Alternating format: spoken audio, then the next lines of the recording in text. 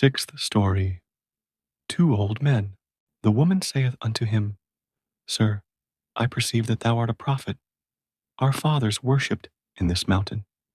And ye say that in Jerusalem is the place where men ought to worship. Jesus saith unto her, Woman, believe me, the hour cometh, when neither in this mountain nor in Jerusalem shall ye worship the Father. But the hour cometh, and now is, when the true worshippers shall worship the Father in spirit and truth, for such doth the Father seek to be his worshippers. John 4, 19, 21, and 23. There were once two old men who decided to go on a pilgrimage to worship God at Jerusalem. One of them was a well-to-do peasant named Efim Tarasich Shevelev. The other, Elisha Bodrov, was not so well off. Efim was a staid man, serious and firm. He neither drank nor smoked nor took snuff, and had never used bad language in his life. He had twice served as village elder, and when he left office, his accounts were in good order. He had a large family, 2 sons and a married grandson, all living with him. He was hale, long-bearded, and erect, and it was only when he was past 60 that a little gray began to show itself in his beard. Elisha was neither rich nor poor. He had formerly gone out carpentering, but now that he was growing old, he stayed at home and kept bees. One of his sons had gone away to find work. The other was living at home. Elisha was a kindly and cheerful old man. It is true he drank sometimes, and he took snuff, and was fond of singing, but he was a peaceable man, and lived on good terms with his family and with his neighbors. He was short and dark, with a curly beard, and like his patron Saint Elisha, he was quite bald-headed. The two old men had taken a vow long since, and had arranged to go on a pilgrimage to Jerusalem together. But Ephim could never spare the time. He always had so much business on hand. As soon as one thing was finished, he started another. First, he had to arrange his grandson's marriage, then to wait for his youngest son's return from the army, and after that, he began building a new hut. One holiday, the two old men met outside the hut, and, sitting down on some timber, began to talk. Well, asked Elisha, when are we to fulfill our vow? Ephim made a wry face. We must wait, he said. This year has turned out a hard one for me. I started building this hut thinking it would cost me something over 100 rubles. But now, it's getting on for 300, and it's still not finished. We shall have to wait till the summer. In summer, God willing, we will go without fail. It seems to me we ought not to put it off, but should go at once, said Elisha. Spring is the best time. The time's right enough. But what about my building? How can I leave that? As if you had no one to leave in charge. Your son can look after it. But how? My eldest son is not trustworthy. He sometimes takes a glass too much. Ah, neighbor, when we die they'll get on without us. Let your son begin now to get some experience. That's true enough. But somehow when one begins a thing, one likes to see it done. Friend, we can never get through all we have to do. The other day, the women folk at home were washing and house cleaning for Easter. Here something needed doing, there something else, and they could not get everything done. So, my eldest daughter-in-law, who's a sensible woman, says, we may be thankful the holiday comes without waiting for us, or however hard we worked, we should never be ready for it. Ephim became thoughtful. I've spent a lot of money on this building, he said, and one can't start on the journey with empty pockets. We shall want 100 rubles apiece, and it's no small sum. Elisha laughed.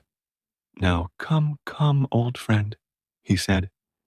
You have 10 times as much as I, and yet you talk about money. Only say when we are to start, and though I have nothing now, I shall have enough by then. Ephim also smiled.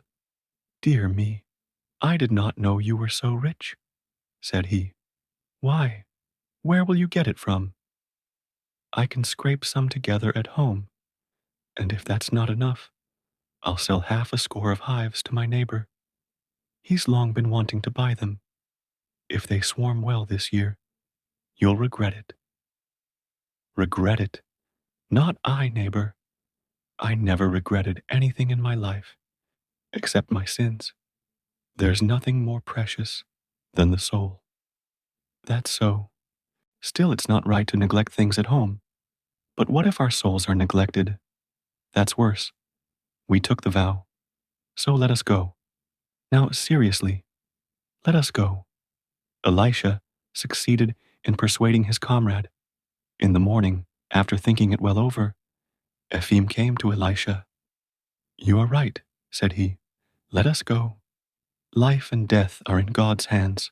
We must go now, while we are still alive and have the strength. A week later, the old men were ready to start. Ephim had money enough at hand. He took 100 rubles himself and left 200 with his wife. Elisha, too, got ready. He sold 10 hives to his neighbor, with any new swarms that might come from them before the summer. He took 70 rubles for the lot. The rest of the 100 rubles he scraped together from the other members of his household, fairly clearing them all out. His wife gave him all she had been saving up for her funeral, and his daughter-in-law also gave him what she had. Ephim gave his eldest son definite orders about everything, when and how much grass to mow, where to cart the manure, and how to finish off and roof the cottage. He thought out everything and gave his orders accordingly. Elisha, on the other hand, only explained to his wife that she was to keep separate the swarms from the hives he had sold, and to be sure to let the neighbor have them all, without any tricks. As to household affairs, he did not even mention them. You will see what to do and how to do it, as the needs arise, he said. You are the masters, and will know how to do what's best for yourselves. So, the old men got ready. Their people baked them cakes, and made bags for them, and cut them linen for leg bands. They put on new leather shoes, and took with them spare shoes of plaited bark. Their families went with them to the end of the village, and there took leave of them, and the old men started on their pilgrimage. Elisha left home in a cheerful mood, and as soon as he was out of the village, forgot all his home affairs. His only care was how to please his comrade, how to avoid saying a rude word to anyone, how to get to his destination and home again in peace and love. Walking along the road, Elisha would either whisper some prayer to himself or go over in his mind such of the lives of the saints as he was able to remember. When he came across anyone on the road or turned in anywhere for the night, he tried to behave as gently as possible and to say a godly word. So he journeyed on, rejoicing. One thing only he could not do. He could not give up taking snuff. Though he had left his snuff box behind, he hankered after it. Then a man he met on the road gave him some snuff, and every now and then he would lag behind, not to lead his comrade into temptation, and would take a pinch of snuff. Ephim, too, walked well and firmly, doing no wrong and speaking no vain words, but his heart was not so light. Household cares weighed on his mind. He kept worrying about what was going on at home. Had he not forgotten to give his son this or that order? Would his son do things properly? If he happened to see potatoes being planted or manure carted, As he went along, he wondered if his son was doing as he had been told, and he almost wanted to turn back and show him how to do things, or even do them himself. The old men had been walking for 5 weeks. They had worn out their homemade bark shoes and had to begin buying new ones when they reached Little Russia. From the time they left home, they had had to pay for their food and for their night's lodging. But when they reached Little Russia, the people vied with one another in asking them into their huts. They took them in and fed them and would accept no payment. And more than that, they put bread or even cakes into their bags for them to eat on the road.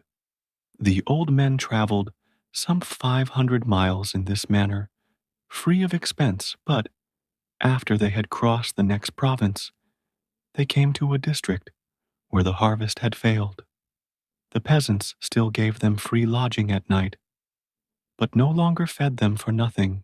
Sometimes, even, they could get no bread. They offered to pay for it, but there was none to be had. The people said the harvest had completely failed the year before.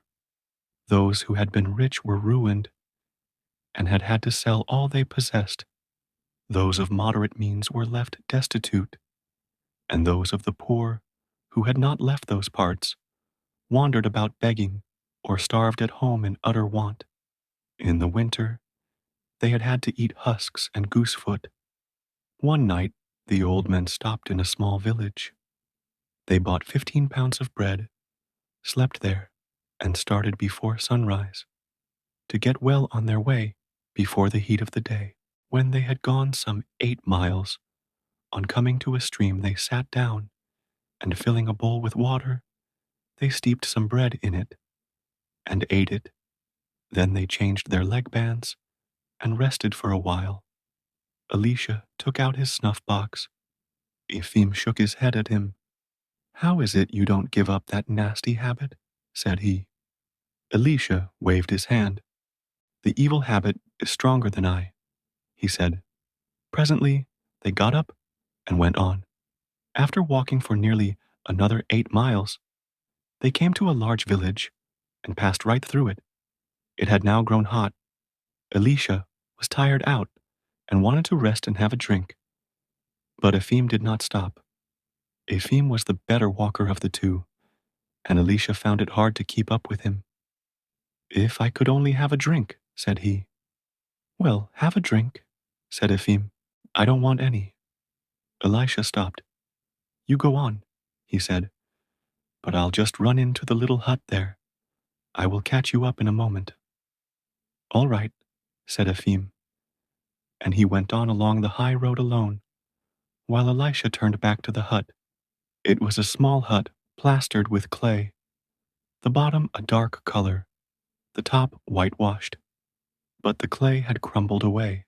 Evidently, it was long since it had been replastered, and the thatch was off the roof on one side. The entrance to the hut was through the yard. Elisha entered the yard and saw, lying close to a bank of earth that ran round the hut, a gaunt, beardless man with his shirt tucked into his trousers, as is the custom in Little Russia. The man must have lain down in the shade, but the sun had come round and now shone full on him. Though not asleep, he still lay there. Elisha called to him and asked for a drink, but the man gave no answer. "He is either ill or unfriendly," thought Elisha. And going to the door, he heard a child crying in the hut. He took hold of the ring that served as a door handle and knocked with it. "Hey, masters," he called. No answer. He knocked again with his staff. "Hey, Christians." Nothing stirred. "Hey, servants of God." Still no reply. Elisha was about to turn away when he thought Ho heard a groan the other side of the door. "Dear me, some misfortune must have happened to the people. I had better have a look." And Elisha entered the hut. Elisha turned the ring. The door was not fastened. He opened it and went along up the narrow passage. The door into the dwelling room was open. To the left was a brick oven. In front, against the wall, was an icon stand and a table before it. By the table was a bench on which sat an old woman, bareheaded and wearing only a single garment. There she sat with her head resting on the table, and near her was a thin, wax-colored boy with a protruding stomach. He was asking for something, pulling at her sleeve, and crying bitterly. Alicia entered. The air in the hut was very foul. He looked round and saw a woman lying on the floor behind the oven. She lay flat on the ground, with her eyes closed and her throat rattling, now stretching out a leg, now dragging it in, tossing from side to side, and the foul smell came from her. Evidently, she could do nothing for herself, and no one had been attending to her needs. The old woman lifted her head and saw the stranger. "What do you want?" said she. "What do you want, man?" "We have nothing." Elisha understood her, though she spoke in the little Russian dialect. "I came in for a drink of water, servant of God," he said. "There's no one, no one. We have nothing to fetch it in. Go your way." Then Elisha asked, "Is there no one among you, then, well enough to attend to that woman?" "No, we have no one. My son is dying outside, and we are dying in here." The little boy had ceased crying when he saw the stranger, but when the old woman began to speak, he began again, and clutching hold of her sleeve, cried, "Bread, Granny, bread." Elisha was about to question the old woman when the man staggered into the hut. He came along the passage, clinging to the wall, but as he was entering the dwelling room, he fell in the corner near the threshold, and without trying to get up again to reach the bench, he began to speak in broken words. He brought out a word at a time, stopping to draw breath and gasping. "Illness has seized us," said he, "and famine. He is dying of hunger." And he motioned towards the boy and began to sob. Elisha jerked up the sack behind his shoulder and, pulling the straps off his arms, put it on the floor. Then he lifted it onto the bench and untied the strings. Having opened the sack, he took out a loaf of bread and, cutting off a piece with his knife, handed it to the man. The man would not take it, but pointed to the little boy and to a little girl crouching behind the oven, as if to say, "Give it to them." Elisha held it out to the boy.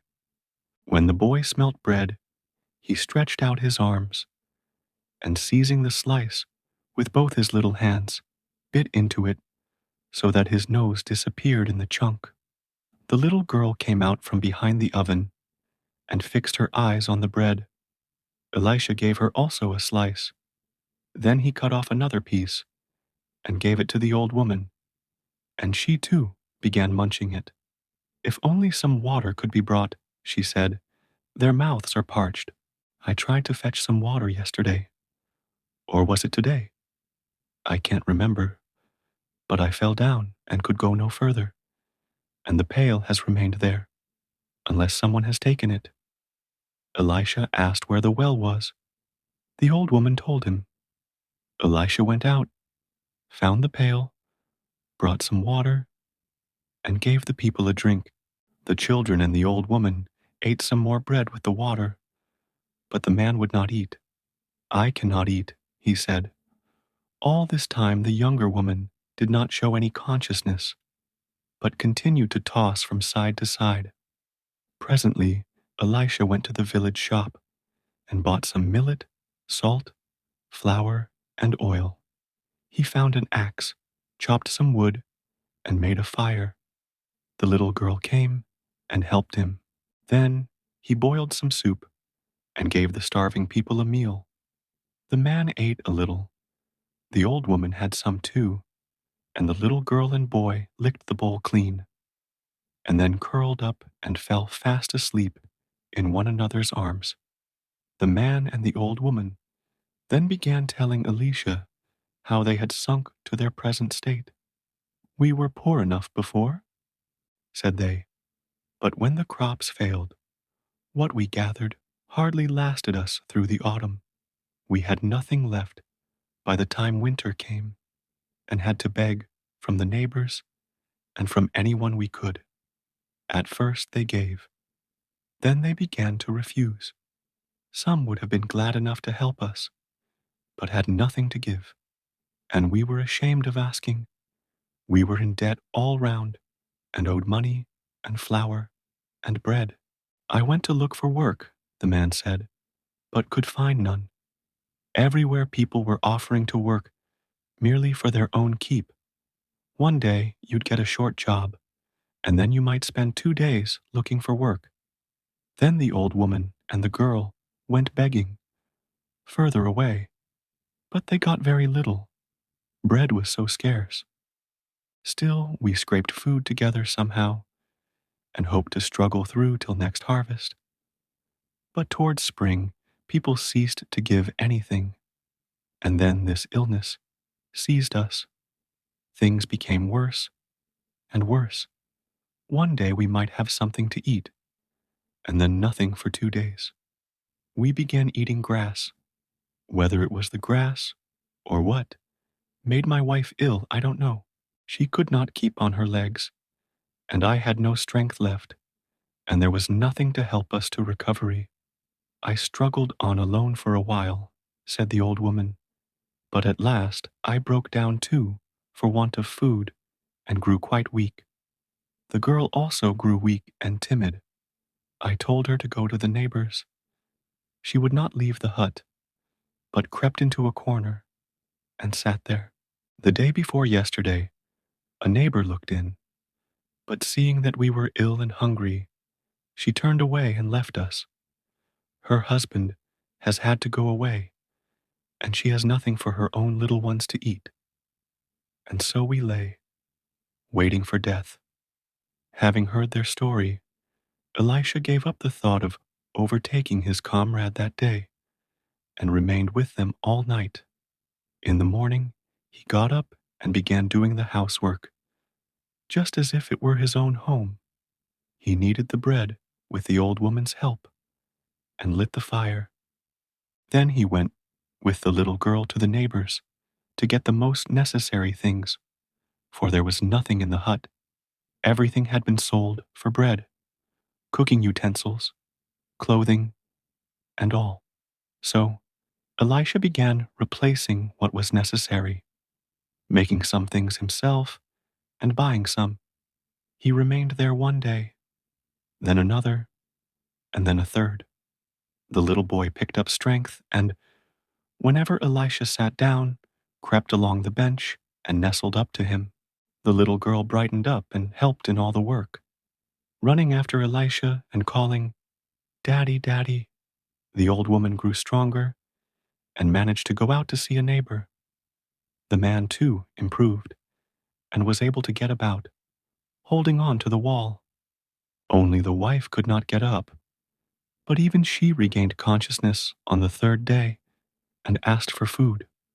Well, thought Elisha, I never expected to waste so much time on the way. Now I must be getting on. The fourth day was the feast day after the summer fast, and Elisha thought, I will stay and break the fast with these people. I'll go and buy them something and keep the feast with them, and tomorrow evening I will start. So Elisha went into the village, bought milk, wheat flour, and dripping, and helped the old woman to boil and bake for the morrow. On the feast day, Elisha went to church and then broke the fast with his friends at the hut. That day, the wife got up and managed to move about a bit. The husband had shaved and put on a clean shirt, which the old woman had washed for him, and he went to beg for mercy of a rich peasant in the village, to whom his plowland and meadow were mortgaged. He went to beg the rich peasant to grant him the use of the meadow and field till after the harvest. But in the evening he came back very sad and began to weep. The rich peasant had shown no mercy, but had said, "Bring me the money." Elisha again grew thoughtful. "How are they to live now?" thought he to himself. "Other people will go haymaking, but there will be nothing for these to mow. Their grassland is mortgaged.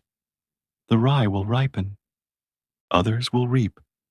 And what a fine crop Mother Earth is giving this year. But they have nothing to look forward to.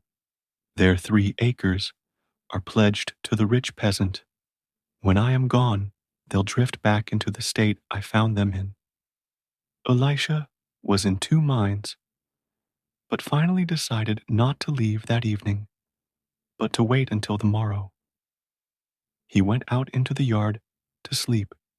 He said his prayers and lay down, but he could not sleep. On the one hand, he felt he ought to be going, for he had spent too much time and money as it was. On the other hand, he felt sorry for the people. "There seems to be no end to it," he said. "First, I only meant to bring them a little water and give them each a slice of bread, and just see where it has landed me. It's a case of redeeming the meadow and the cornfield, and when I have done that, I shall have to buy a cow for them and a horse for the man to cart his sheaves. A nice coil you've got yourself into, brother Elisha. You've slipped your cables and lost your reckoning." Elisha got up, lifted his coat, which he had been using for a pillow, unfolded it, got out his snuff box, and took a pinch, thinking that it might perhaps clear his thoughts. But no, he thought and came to no conclusion. He ought to be going, and yet pity held him back. He did not know what to do. He refolded his coat and put it under his head again. He lay thus for a long time, till the cocks had already crowed once. Then he was quite drowsy, and suddenly it seemed as if someone had roused him. He saw that he was dressed for the journey, with the sack on his back and the staff in his hand, and the gate stood ajar so that he could just squeeze through. He was about to pass out when his sack caught against the fence on one side. He tried to free it, but then his leg band caught on the other side and came undone. He pulled at the sack and saw that it had not caught on the fence, but that the little girl was holding it and crying, "Bread, Daddy, bread." He looked at his foot, and there was the tiny boy holding him by the leg band, while the master of the hut and the old woman were looking at him through the window. Elisha awoke and said to himself in an audible voice, "Tomorrow I will redeem their cornfield, and will buy them a horse and flour to last till the harvest, and a cow for the little ones. Or else, while I go to seek the Lord beyond the sea, I may lose him in myself." Then Elisha fell asleep and slept till morning. He awoke early, and going to the rich peasant, redeemed both the cornfield and the meadowland. He bought a scythe, for that also had been sold, and brought it back with him. Then he sent the man to mow, and himself went into the village. He heard that there was a horse and cart for sale at the public house, and he struck a bargain with the owner and bought them. Then he bought a sack of flour, put it in the cart, and went to see about a cow. As he was going along, he overtook 2 women talking as they went. Though they spake the little Russian dialect, he understood what they were saying. At first, it seems, they did not know him. They thought he was just an ordinary man. He came in to ask for a drink of water, and then he remained. Just think of the things he has bought for them. Why, they say he bought a horse and cart for them at the publican's. Only this morning. There are not many such men in the world. It's worth while going to have a look at him. Elisha heard and understood that he was being praised, and he did not go to buy the cow, but returned to the inn, paid for the horse, harnessed it, drove up to the hut, and got out. The people in the hut were astonished when they saw the horse. They thought it might be for them, but dared not ask. The man came out to open the gate. "Where did you get a horse from, grandfather?" he asked. "Why, I bought it," said Elisha. "It was going cheap. Go and cut some grass and put it in the manger for it to eat during the night, and take in the sack." The man unharnessed the horse and carried the sack into the barn. Then he mowed some grass and put it in the manger. Everybody lay down to sleep.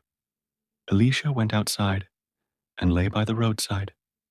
That evening, he took his bag out with him.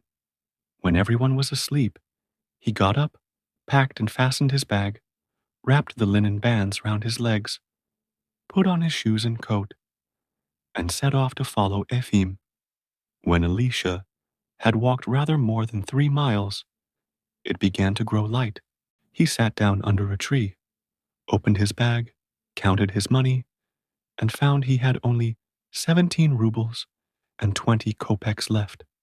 "Well," thought he, "it is no use trying to cross the sea with this. If I beg my way, it may be worse than not going at all. Friend Ephim will get to Jerusalem without me, and will place a candle at the shrines in my name. As for me, I'm afraid I shall never fulfill my vow in this life. I must be thankful it was made to a merciful master and to one who pardons sinners." Elisha rose, jerked his bag well up on his shoulders, and turned back. Not wishing to be recognized by anyone, he made a circuit to avoid the village and walked briskly homeward. Coming from home, the way had seemed difficult to him, and he had found it hard to keep up with Ephim. But now, on his return journey, God helped him to get over the ground so that he hardly felt fatigue. Walking seemed like child's play. He went along swinging his staff and did his 40 to 50 miles a day. When Elisha reached home, the harvest was over. His family were delighted to see him again, and all wanted to know what had happened, why, and how he had been left behind, and why he had returned without reaching Jerusalem. But Elisha did not tell them. "It was not God's will that I should get there," said he. "I lost my money on the way and lagged behind my companion. Forgive me for the Lord's sake." Elisha gave his old wife what money he had left. Then he questioned them about home affairs. Everything was going on well. All the work had been done, nothing neglected, and all were living in peace and concord. Ephim's family heard of his return the same day and came for news of their old man, and to them Elisha gave the same answers. "Ephim is a fast walker. We parted 3 days before St. Peter's Day, and I meant to catch him up again, but all sorts of things happened. I lost my money and had no means to get any further, so I turned back." The folks were astonished that so sensible a man should have acted so foolishly, should have started and not got to his destination, and should have squandered all his money. They wondered at it for a while, and then forgot all about it, and Elisha forgot it too. He set to work again on his homestead. With his son's help, he cut wood for fuel for the winter. He and the women threshed the corn. Then he mended the thatch on the outhouses, put the bees under cover, and handed over to his neighbor the 10 hives he had sold him in spring and all the swarms that had come from them. His wife tried not to tell how many swarms there had been from these hives, But Elisha knew well enough from which there had been swarms and from which not. And instead of 10, he handed over 17 swarms to his neighbor. Having got everything ready for the winter, Elisha sent his son away to find work, while he himself took to plaiting shoes of bark and hollowing out logs for hives.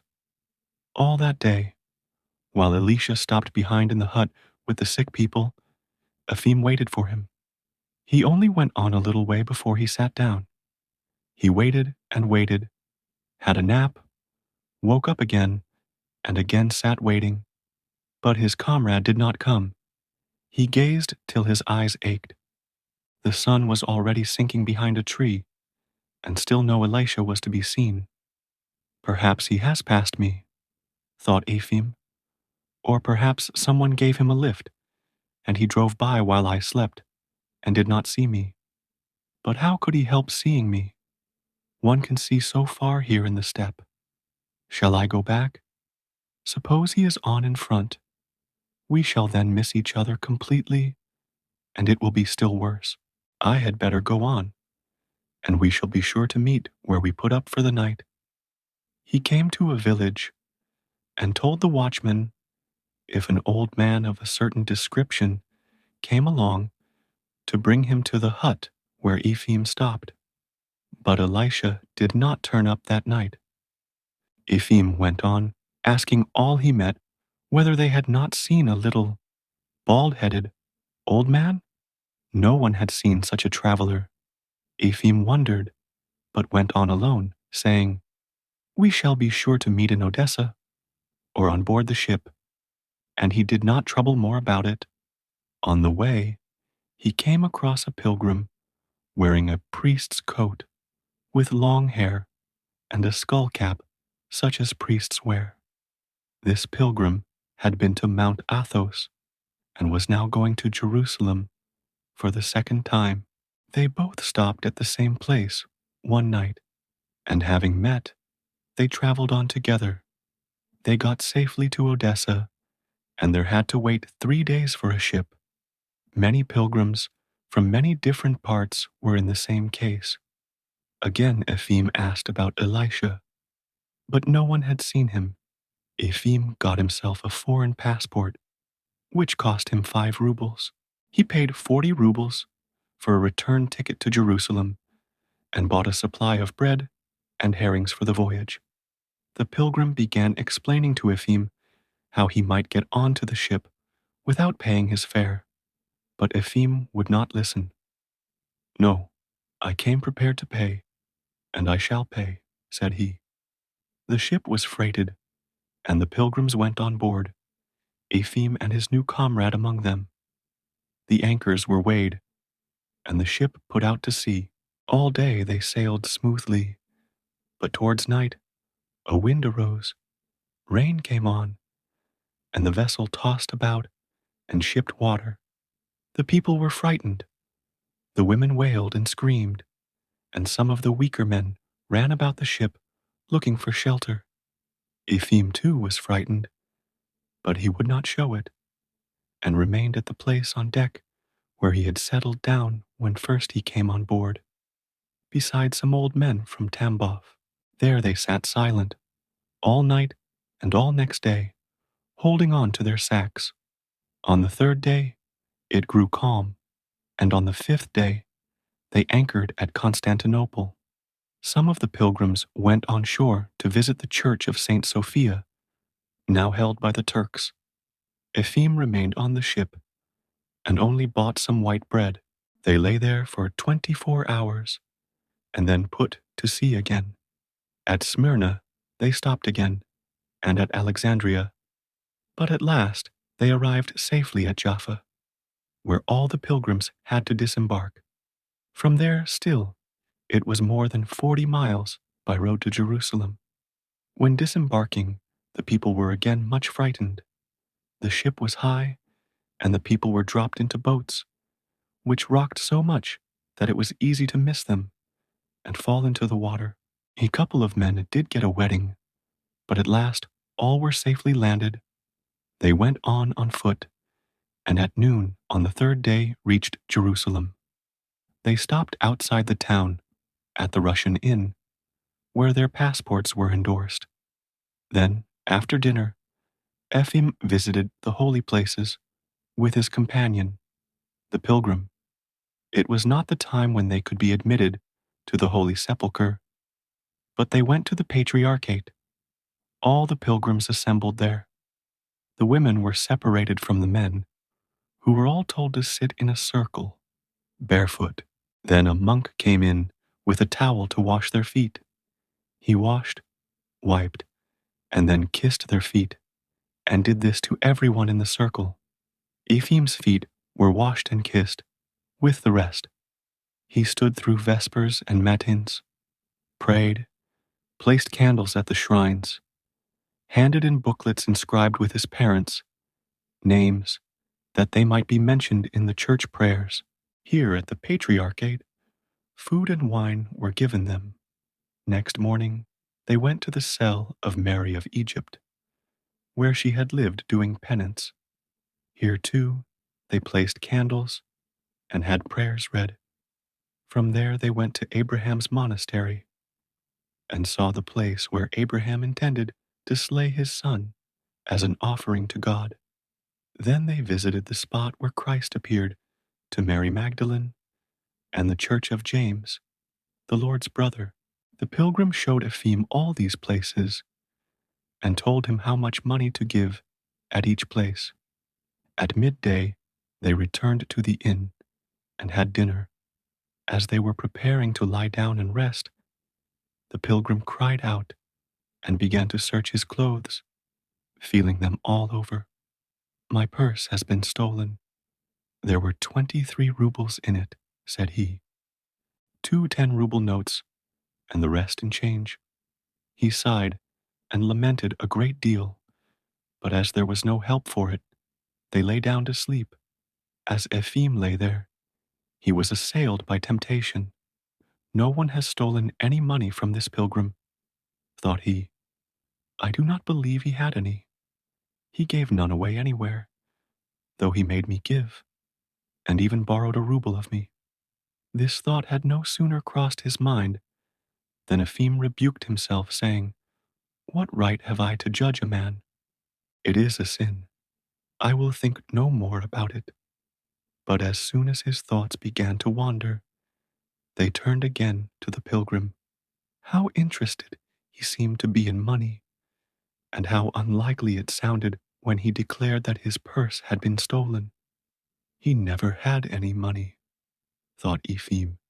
"It's all an invention."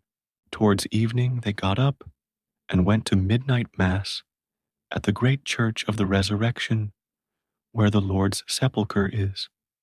The pilgrim kept close to Ephim and went with him everywhere. They came to the church. A great many pilgrims were there, some Russians and some of other nationalities, Greeks, Armenians, Turks, and Syrians. Ephim entered the holy gates with the crowd. A monk led them past the Turkish sentinels to the place where the Savior was taken down from the cross and anointed, and where candles were burning in 9 great candlesticks. The monk showed and explained everything. Ephim offered a candle there. Then the monk led Ephim to the right, up the steps to Golgotha, to the place where the cross had stood. Ephim prayed there. Then they showed him the cleft where the ground had been rent asunder to its nethermost depths. Then the place where Christ's hands and feet were nailed to the cross. Then Adam's tomb, where the blood of Christ had dripped onto Adam's bones. Then they showed him the stone on which Christ sat when the crown of thorns was placed on his head. Then the post to which Christ was bound when he was scourged.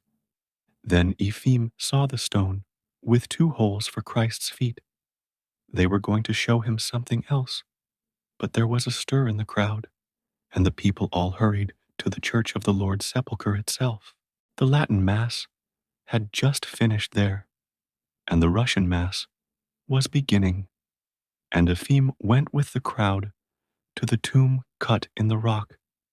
He tried to get rid of the pilgrim, against whom he was still sinning in his mind. But the pilgrim would not leave him, but went with him to the Mass at the Holy Sepulchre. They tried to get to the front, but were too late. There was such a crowd that it was impossible to move either backwards or forwards. Ephraim stood looking in front of him, praying, and every now and then feeling for his purse. He was in two minds. Sometimes he thought that the pilgrim was deceiving him, and then again he thought that if the pilgrim spoke the truth and his purse had really been stolen, the same thing might happen to himself. Ephraim stood there, gazing into the little chapel, in which was the Holy Sepulchre itself, with 36 lamps burning above it. As he stood looking over the people's heads, he saw something that surprised him. Just beneath the lamps in which the sacred fire burns, and in front of everyone, Ephraim saw an old man in a gray coat, whose bald, shining head was just like Elisha Bodrov. It is like him, thought Ephraim, but it cannot be Elisha. He could not have got ahead of me. The ship before ours started a week sooner. He could not have caught that, and he was not on ours, for I saw every pilgrim on board. Hardly had Ephraim thought this when the little old man began to pray, and bowed 3 times, once forwards to God, then once on each side, to the brethren. And as he turned his head to the right, Ephraim recognized him. It was Elisha Bodrov himself, with his dark, curly beard turning gray at the cheeks, with his brows, his eyes and nose, and his expression of face. Yes, it was he. Ephraim was very pleased to have found his comrade again, and wondered how Elisha had got ahead of him. Well done, Elisha, thought he. See how he has pushed ahead. He must have come across someone who showed him the way. When we get out, I will find him, get rid of this fellow in the skull cap, and keep to Elisha. Perhaps he will show me how to get to the front also. Ephraim kept looking out so as not to lose sight of Elisha. But when the Mass was over, the crowd began to sway, pushing forward to kiss the tomb, and pushed Ephraim aside. He was again seized with fear lest his purse should be stolen. Pressing it with his hand, he began elbowing through the crowd, anxious only to get out. When he reached the open, he went about for a long time searching for Elisha, both outside and in the church itself. In the cells of the church, he saw many people of all kinds, eating and drinking wine, and reading and sleeping there. But Elisha was nowhere to be seen. So Ephraim returned to the inn without having found his comrade. That evening, the pilgrim in the skull cap did not turn up. He had gone off without repaying the ruble, and Ephraim was left alone. The next day, Ephraim went to the Holy Sepulchre again, with an old man from Tambov, whom he had met on the ship. He tried to get to the front, but was again pressed back. So he stood by a pillar and prayed. He looked before him, and there in the foremost place, under the lamps, close to the very sepulchre of the Lord, stood Elisha, with his arms spread out like a priest at the altar, and with his bald head all shining. Well now, thought Ephraim, I won't lose him. He pushed forward to the front, but when he got there was no Elisha. He had evidently gone away. Again on the 3rd day, Ephraim looked and saw at the sepulchre, in the holiest place, Elisha standing in the sight of all men, his arms outspread, and his eyes gazing upwards, as if he saw something above, and his bald head was all shining. Well, this time, thought Ephraim, he shall not escape me. I will go and stand at the door, then we can't miss one another. Ephraim went out and stood by the door till past noon. Everyone had passed out, but still Elisha did not appear. Ephraim remained 6 weeks in Jerusalem and went everywhere, to Bethlehem and to Bethany and to the Jordan. He had a new shirt sealed at the Holy Sepulchre for his burial, and he took a bottle of water from the Jordan and some holy earth, and bought candles that had been lit at the sacred flame. In 8 places he inscribed names to be prayed for, and he spent all his money, except just enough to get home with. Then he started homeward. He walked to Jaffa, sailed thence to Odessa, and walked home from there on foot. Ephraim traveled the same road he had come by, and as he drew nearer home, his former anxiety returned as to how affairs were getting on in his absence. Much water flows away in a year, the proverb says. It takes a lifetime to build up a homestead, but not long to ruin it, thought he, and he wondered how his son had managed without him, what sort of spring they were having, how the cattle had wintered, and whether the cottage was well finished. When Ephraim came to the district where he had parted from Elisha the summer before, he could hardly believe that the people living there were the same. The year before they had been starving, but now they were living in comfort. The harvest had been good, and the people had recovered and had forgotten their former misery. One evening, Ephraim reached the very place where Elisha had remained behind, and as he entered the village, a little girl in a white smock ran out of a hut. "Daddy, Daddy, come to our house." Ephraim meant to pass on, but the little girl would not let him. She took hold of his coat, laughing, and pulled him towards the hut, where a woman with a small boy came out into the porch and beckoned to him. "Come in, grandfather," she said. "Have supper and spend the night with us." So Ephraim went in. I may as well ask about Elisha, he thought. I fancy this is the very hut he went to for a drink of water. The woman helped him off with the bag he carried and gave him water to wash his face. Then she made him sit down to table and set milk, curd cakes, and porridge before him. Ephraim thanked her and praised her for her kindness to a pilgrim. The woman shook her head. "We have good reason to welcome pilgrims," she said. "It was a pilgrim who showed us what life is. We were living forgetful of God, and God punished us almost to death.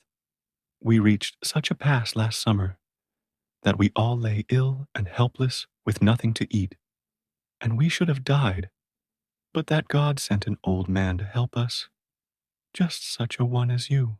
He came in one day to ask for a drink of water, saw the state we were in, took pity on us, and remained with us. He gave us food and drink and set us on our feet again, and he redeemed our land and bought a cart and horse and gave them to us." Here the old woman entering the hut interrupted the younger one and said, "We don't know whether it was a man or an angel from God. He loved us all, pitied us all, and went away without telling us his name, so that we don't even know whom to pray for.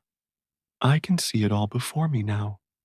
There I lay waiting for death, when in comes a bald-headed old man. He was not anything much to look at, and he asked for a drink of water. I, sinner that I am, thought to myself, what does he come prowling about here for? And just think what he did. As soon as he saw us, he let down his bag on this very spot and untied it." Here the little girl joined in. "No, Granny," said she. "First he put it down here in the middle of the hut, and then he lifted it onto the bench." And they began discussing and recalling all he had said and done, where he sat and slept, and what he had said to each of them. At night, the peasant himself came home on his horse, and he too began to tell about Elisha and how he had lived with them. Had he not come, we should all have died in our sins. We were dying in despair, murmuring against God and man. But he set us on our feet again, and through him we learned to know God and to believe that there is good in man. May the Lord bless him. We used to live like animals. He made human beings of us. After giving Ephim food and drink, they showed him where he was to sleep, and lay down to sleep themselves. But though Ephim lay down, he could not sleep. He could not get Elisha out of his mind, but remembered how he had seen him 3 times at Jerusalem, standing in the foremost place. So, that is how he got ahead of me, thought Ephim. God may or may not have accepted my pilgrimage, but he has certainly accepted his. Next morning, Ephim bade farewell to the people, who put some patties in his sack before they went to their work, and he continued his journey. Ephim had been away just a year, and it was spring again when he reached home one evening.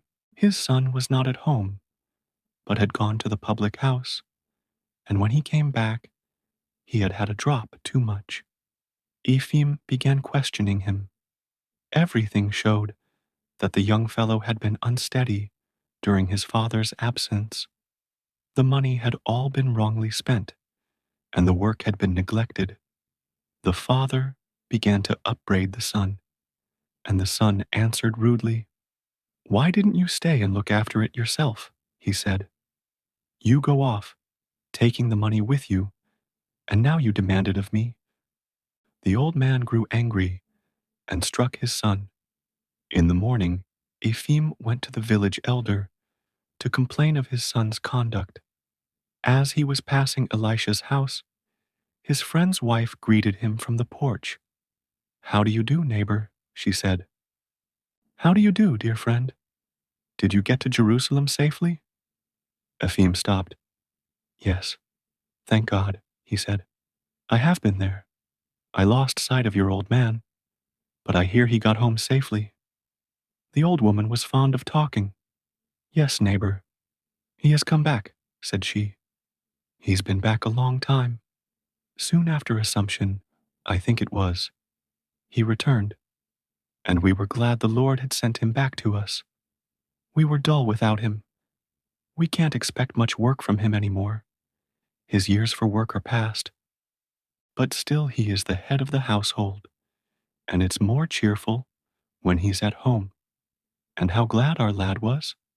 He said, 'It's like being without sunlight when father's away.' It was dull without him, dear friend.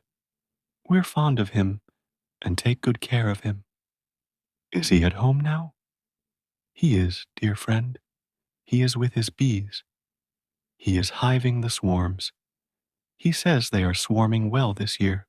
The Lord has given such strength to the bees that my husband doesn't remember the like. The Lord is not rewarding us according to our sins. He says, 'Come in, dear neighbor. He will be so glad to see you again.'" Ephim passed through the passage into the yard and to the apiary to see Elisha. There was Elisha in his gray coat, without any face net or gloves, standing under the birch trees, looking upwards, his arms stretched out, and his bald head shining, as Ephim had seen him at the Holy Sepulchre in Jerusalem. And above him the sunlight shone through the birches as the flames of fire had done in the holy place, and the golden bees flew round his head like a halo and did not sting him. Ephim stopped. The old woman called to her husband. "Here's your friend come," she cried. Elisha looked round with a pleased face and came towards Ephim, gently picking bees out of his own beard. "Good day, neighbor. Good day, dear friend. Did you get there safely? My feet walked there, and I have brought you some water from the river Jordan. You must come to my house for it, but whether the Lord accepted my efforts, well, the Lord be thanked. May Christ bless you, said Elisha. Ephraim was silent for a while, and then added, My feet have been there, but whether my soul, or another's, has been there more truly. That's God's business, neighbor, God's business, interrupted Elisha. On my return journey, I stopped at the hut where you remained behind. Elisha was alarmed and said hurriedly, God's business, neighbor, God's business. Come into the cottage. I'll give you some of our honey. And Elisha changed the conversation and talked of home affairs.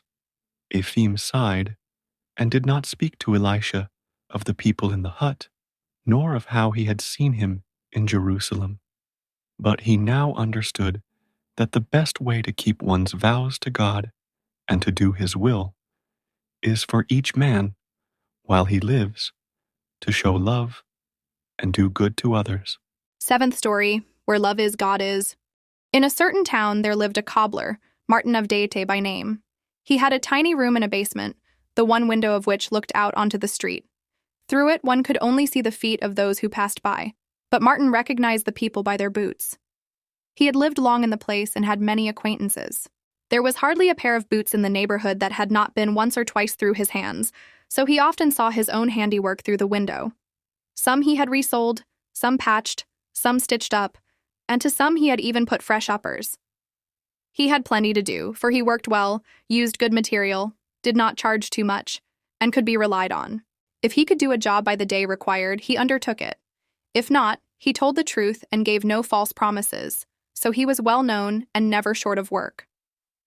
Martin had always been a good man, but in his old age he began to think more about his soul and to draw nearer to God. While he still worked for a master, before he set up on his own account, his wife had died, leaving him with a 3-year-old son. None of his elder children had lived. They had all died in infancy. At first, Martin thought of sending his little son to his sisters in the country, but then he felt sorry to part with the boy, thinking, It would be hard for my little Capitan to have to grow up in a strange family. I will keep him with me. Martin left his master and went into lodgings with his little son. But he had no luck with his children. No sooner had the boy reached an age when he could help his father and be a support as well as a joy to him, than he fell ill, and after being laid up for a week with a burning fever, died. Martin buried his son and gave way to despair so great and overwhelming that he murmured against God. In his sorrow, he prayed again and again that he too might die, reproaching God for having taken the son he loved, his only son, while he, old as he was, remained alive. After that, Martin left off going to church. One day, an old man from Martin's native village who had been a pilgrim for the last 8 years called in on his way from Troitsa Monastery. Martin opened his heart to him and told him of his sorrow. I no longer even wish to live, holy man, he said. All I ask of God is that I soon may die. I am now quite without hope in the world. The old man replied, You have no right to say such things, Martin. We cannot judge God's ways. Not our reasoning, but God's will decides. If God willed that your son should die and you should live, it must be best so. As to your despair, that comes because you wish to live for your own happiness. What else should one live for? Asked Martin. For God, Martin, said the old man. He gives you life, and you must live for him. When you have learnt to live for him, you will grieve no more, and all will seem easy to you. Martin was silent a while and then asked, But how is one to live for God? The old man answered, How one may live for God has been shown us by Christ. Can you read? Then buy the Gospels and read them. There you will see how God would have you live. You have it all there. These words sank deep into Martin's heart, and that same day he went and bought himself a testament in large print and began to read. At first he meant only to read on holidays, but having once begun, he found it made his heart so light that he read every day. Sometimes he was so absorbed in his reading that the oil in his lamp burnt out before he could tear himself away from the book. He continued to read every night, and the more he read, the more clearly he understood what God required of him and how he might live for God. And his heart grew lighter and lighter. Before, when he went to bed, he used to lie with a heavy heart, moaning as he thought of his little Capitan, but now he only repeated again and again, glory to thee, O Lord, thy will be done." From that time, Martin's whole life changed. Formerly, on holidays, he used to go and have tea at the public house and did not even refuse a glass or two of vodka. Sometimes, after having had a drop with a friend, he left the public house not drunk, but rather merry, and would say foolish things, shout at a man, or abuse him. Now, all that sort of thing passed away from him. His life became peaceful and joyful. He sat down to his work in the morning, and when he had finished his day's work, he took the lamp down from the wall, stood it on the table, fetched his book from the shelf, opened it, and sat down to read. The more he read, the better he understood, and the clearer and happier he felt in his mind. It happened once that Martin sat up late, absorbed in his book. He was reading Luke's Gospel, and in the 6th chapter he came upon the verses, "To him that smiteth thee on the one cheek offer also the other, and from him that taketh away thy cloak withhold not thy coat also. Give to every man that asketh thee. And of him that taketh away thy goods ask them not again. And as ye would that men should do to you, do ye also to them likewise." He also read the verses where our Lord says, "And why call ye me Lord, Lord, and do not the things which I say? Whosoever cometh to me, and heareth my sayings, and doeth them, I will show you to whom he is like. He is like a man which built an house, and digged deep, and laid the foundation on a rock. And when the flood arose, the stream beat vehemently upon that house, and could not shake it, for it was founded upon a rock. But he that heareth and doeth not is like a man that without a foundation built an house upon the earth, against which the stream did beat vehemently, and immediately it fell, and the ruin of that house was great." When Martin read these words, his soul was glad within him.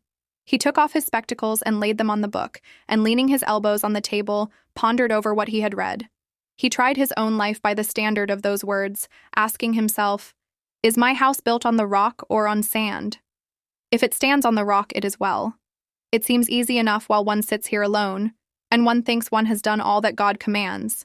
But as soon as I cease to be on my guard, I sin again. Still I will persevere. It brings such joy. Help me, O Lord."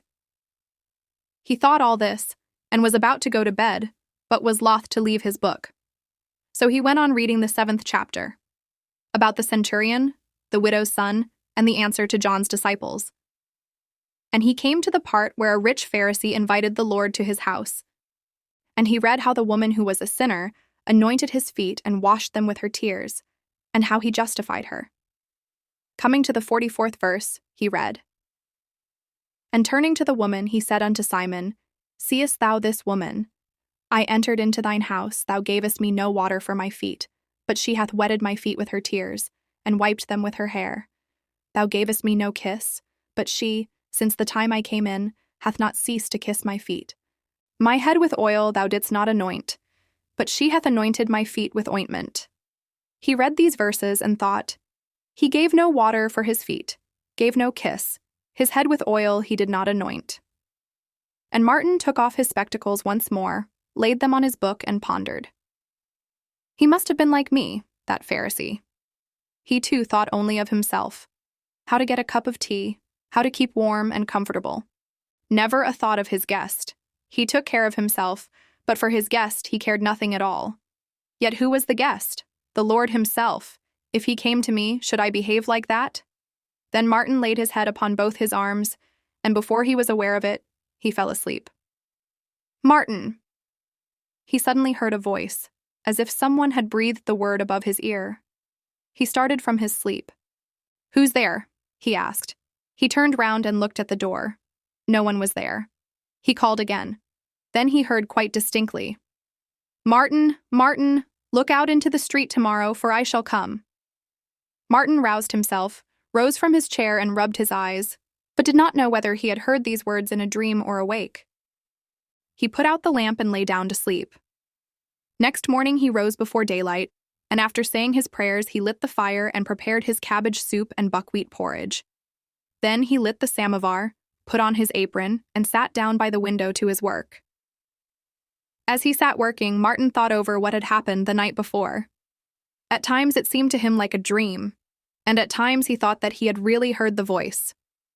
Such things have happened before now, thought he. So he sat by the window, looking out into the street more than he worked, and whenever anyone passed in unfamiliar boots, he would stoop and look up, so as to see not the feet only but the face of the passer-by as well. A house porter passed in new felt boots, then a water carrier. Presently, an old soldier of Nicholas's reign came near the window, spade in hand. Martin knew him by his boots, which were shabby old felt ones, galoshed with leather. The old man was called Stepanite. A neighboring tradesman kept him in his house for charity, and his duty was to help the house porter. He began to clear away the snow before Martin's window. Martin glanced at him and then went on with his work. "I must be growing crazy with age," said Martin, laughing at his fancy. "Stepanitch comes to clear away the snow, and I must needs imagine it's Christ coming to visit me, old dotard that I am." Yet after he had made a dozen stitches, he felt drawn to look out of the window again. He saw that Stepanitch had leaned his spade against the wall and was either resting himself or trying to get warm. The man was old and broken down and had evidently not enough strength even to clear away the snow. "What if I called him in and gave him some tea?" thought Martin.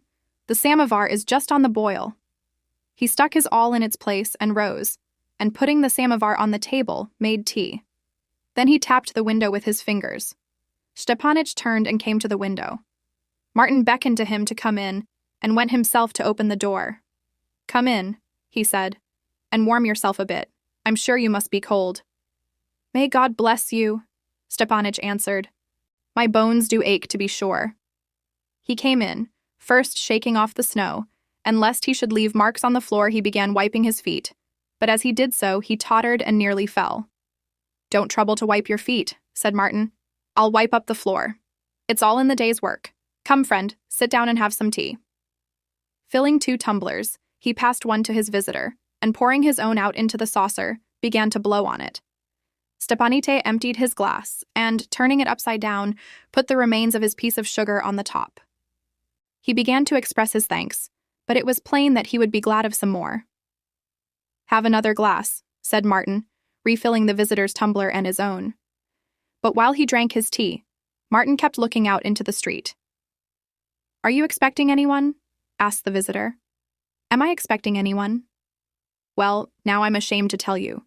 It isn't that I really expect anyone. But I heard something last night which I can't get out of my mind. Whether it was a vision or only a fancy, I can't tell. You see, friend, last night I was reading the Gospel about Christ the Lord, how he suffered, and how he walked on earth. You have heard tell of it, I dare say."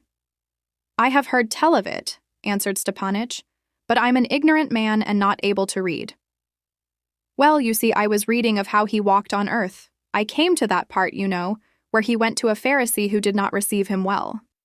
Well, friend, as I read about it, I thought now that man did not receive Christ the Lord with proper honor. Suppose such a thing could happen to such a man as myself, I thought, what would I not do to receive him? But that man gave him no reception at all. Well, friend, as I was thinking of this, I began to doze, and as I dozed, I heard someone call me by name. I got up and thought I heard someone whispering, 'Expect me. I will come tomorrow.' This happened twice over, and to tell you the truth, it sank so into my mind that, though I am ashamed of it myself, I keep on expecting him, the dear Lord."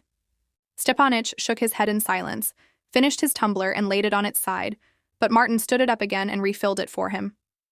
"Here, drink another glass, bless you. And I was thinking too how he walked on earth and despised no one, but went mostly among common folk. He went with plain people, and chose his disciples from among the likes of us, from workmen like us, sinners that we are. 'He who raises himself,' he said, 'shall be humbled, and he who humbles himself shall be raised.' 'You call me Lord,' he said, 'and I will wash your feet.' 'He who would be first,' he said, 'let him be the servant of all. Because,' he said, 'blessed are the poor, the humble, the meek, and the merciful.'" Stepanitch forgot his tea. He was an old man easily moved to tears, and as he sat and listened, the tears ran down his cheeks. "Come, drink some more," said Martin. But Stepanitch crossed himself, thanked him, moved away his tumbler, and rose. "Thank you, Martin Avdeitch," he said. "You have given me food and comfort both for soul and body." "You're very welcome." Come again another time. I am glad to have a guest, said Martin. Stepanich went away, and Martin poured out the last of the tea and drank it up. Then he put away the tea things and sat down to his work, stitching the back seam of a boot. And as he stitched, he kept looking out of the window, waiting for Christ and thinking about him and his doings. And his head was full of Christ's sayings. 2 soldiers went by, one in government boots, the other in boots of his own, then the master of a neighboring house in shining galoshes, then a baker carrying a basket. All these passed on. Then a woman came up in worsted stockings and peasant-made shoes. She passed the window, but stopped by the wall. Martin glanced up at her through the window and saw that she was a stranger, poorly dressed and with a baby in her arms. She stopped by the wall with her back to the wind, trying to wrap the baby up, though she had hardly anything to wrap it in. The woman had only summer clothes on, and even they were shabby and worn. Through the window, Martin heard the baby crying, and the woman trying to soothe it, but unable to do so. Martin rose, and going out of the door and up the steps, he called to her. "My dear, I say, my dear." The woman heard and turned round. "Why do you stand out there with the baby in the cold? Come inside. You can wrap him up better in a warm place. Come this way." The woman was surprised to see an old man in an apron with spectacles on his nose, calling to her, but she followed him in. They went down the steps, entered the little room, and the old man led her to the bed. "There, sit down, my dear, near the stove. Warm yourself, and feed the baby." "Haven't any milk. I have eaten nothing myself since early morning," said the woman, but still she took the baby to her breast. Martin shook his head. He brought out a basin and some bread. Then he opened the oven door and poured some cabbage soup into the basin. He took out the porridge pot also, but the porridge was not yet ready, so he spread a cloth on the table and served only the soup and bread. "Sit down and eat, my dear, and I'll mind the baby." "Why, bless me, I've had children of my own. I know how to manage them." The woman crossed herself, and sitting down at the table began to eat, while Martin put the baby on the bed and sat down by it. He chucked and chucked, but having no teeth, he could not do it well, and the baby continued to cry. Then Martin tried poking at him with his finger. He drove his finger straight at the baby's mouth and then quickly drew it back, and did this again and again. He did not let the baby take his finger in its mouth, because it was all black with cobbler's wax. But the baby first grew quiet watching the finger, and then began to laugh. And Martin felt quite pleased. The woman sat eating and talking, and told him who she was, and where she had been. "I'm a soldier's wife," said she. "They sent my husband somewhere far away, 8 months ago, and I have heard nothing of him since. I had a place as cook till my baby was born, but then they would not keep me with a child. For 3 months now I have been struggling, unable to find a place, and I've had to sell all I had for food. I tried to go as a wet nurse, but no one would have me. They said I was too starved-looking and thin. Now I have just been to see a tradesman's wife. A woman from our village is in service with her, and she has promised to take me. I thought it was all settled at last, but she tells me not to come till next week. It is far to her place, and I am fagged out, and baby is quite starved, poor mite. Fortunately, our landlady has pity on us, and lets us lodge free, else I don't know what we should do." Martin sighed. "Haven't you any warmer clothing?" he asked. "How could I get warm clothing?" said she. "Why, I pawned my last shawl for 6 pence yesterday." Then the woman came and took the child, and Martin got up. He went and looked among some things that were hanging on the wall and brought back an old cloak. "Here," he said, "though it's a worn-out old thing, it will do to wrap him up in." The woman looked at the cloak, then at the old man, and taking it, burst into tears. Martin turned away and, groping under the bed, brought out a small trunk. He fumbled about in it, and again sat down opposite the woman. And the woman said, "The Lord bless you, friend. Surely Christ must have sent me to your window, else the child would have frozen. It was mild when I started, but now see how cold it has turned. Surely it must have been Christ who made you look out of your window and take pity on me, poor wretch." Martin smiled and said, "It is quite true. It was he made me do it. It was no mere chance made me look out." And he told the woman his dream, and how he had heard the Lord's voice promising to visit him that day. "Who knows? All things are possible," said the woman, and she got up and threw the cloak over her shoulders, wrapping it round herself and round the baby. Then she bowed and thanked Martin once more. "Take this for Christ's sake," said Martin, and gave her 6 pence to get her shawl out of pawn. The woman crossed herself, and Martin did the same, and then he saw her out. After the woman had gone, Martin ate some cabbage soup, cleared the things away, and sat down to work again. He sat and worked, but did not forget the window, and every time a shadow fell on it, he looked up at once to see who was passing. People he knew and strangers passed by, but no one remarkable. After a while, Martin saw an apple woman stop just in front of his window. She had a large basket, but there did not seem to be many apples left in it. She had evidently sold most of her stock. On her back, she had a sack full of chips, which she was taking home. No doubt she had gathered them at some place where building was going on. The sack evidently hurt her, and she wanted to shift it from one shoulder to the other, so she put it down on the footpath and, placing her basket on a post, began to shake down the chips in the sack. While she was doing this, a boy in a tattered cap ran up, snatched an apple out of the basket, and tried to slip away. But the old woman noticed it, and turning, caught the boy by his sleeve. He began to struggle, trying to free himself, but the old woman held on with both hands, knocked his cap off his head, and seized hold of his hair. The boy screamed, and the old woman scolded. Martin dropped his awl, not waiting to stick it in its place, and rushed out of the door. Stumbling up the steps and dropping his spectacles in his hurry, he ran out into the street.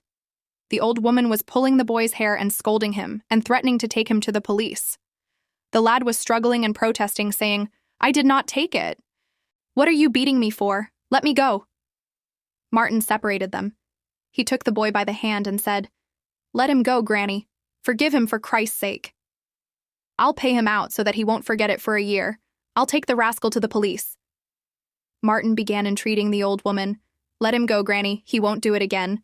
Let him go for Christ's sake." The old woman let go, and the boy wished to run away, but Martin stopped him. "Ask the granny's forgiveness," said he, "and don't do it another time I saw you take the apple." The boy began to cry and to beg pardon. "That's right. And now here's an apple for you," and Martin took an apple from the basket and gave it to the boy, saying, "I will pay you, Granny." "You will spoil them that way, the young rascals," said the old woman. "He ought to be whipped so that he should remember it for a week." "Oh, Granny, Granny," said Martin, "that's our way.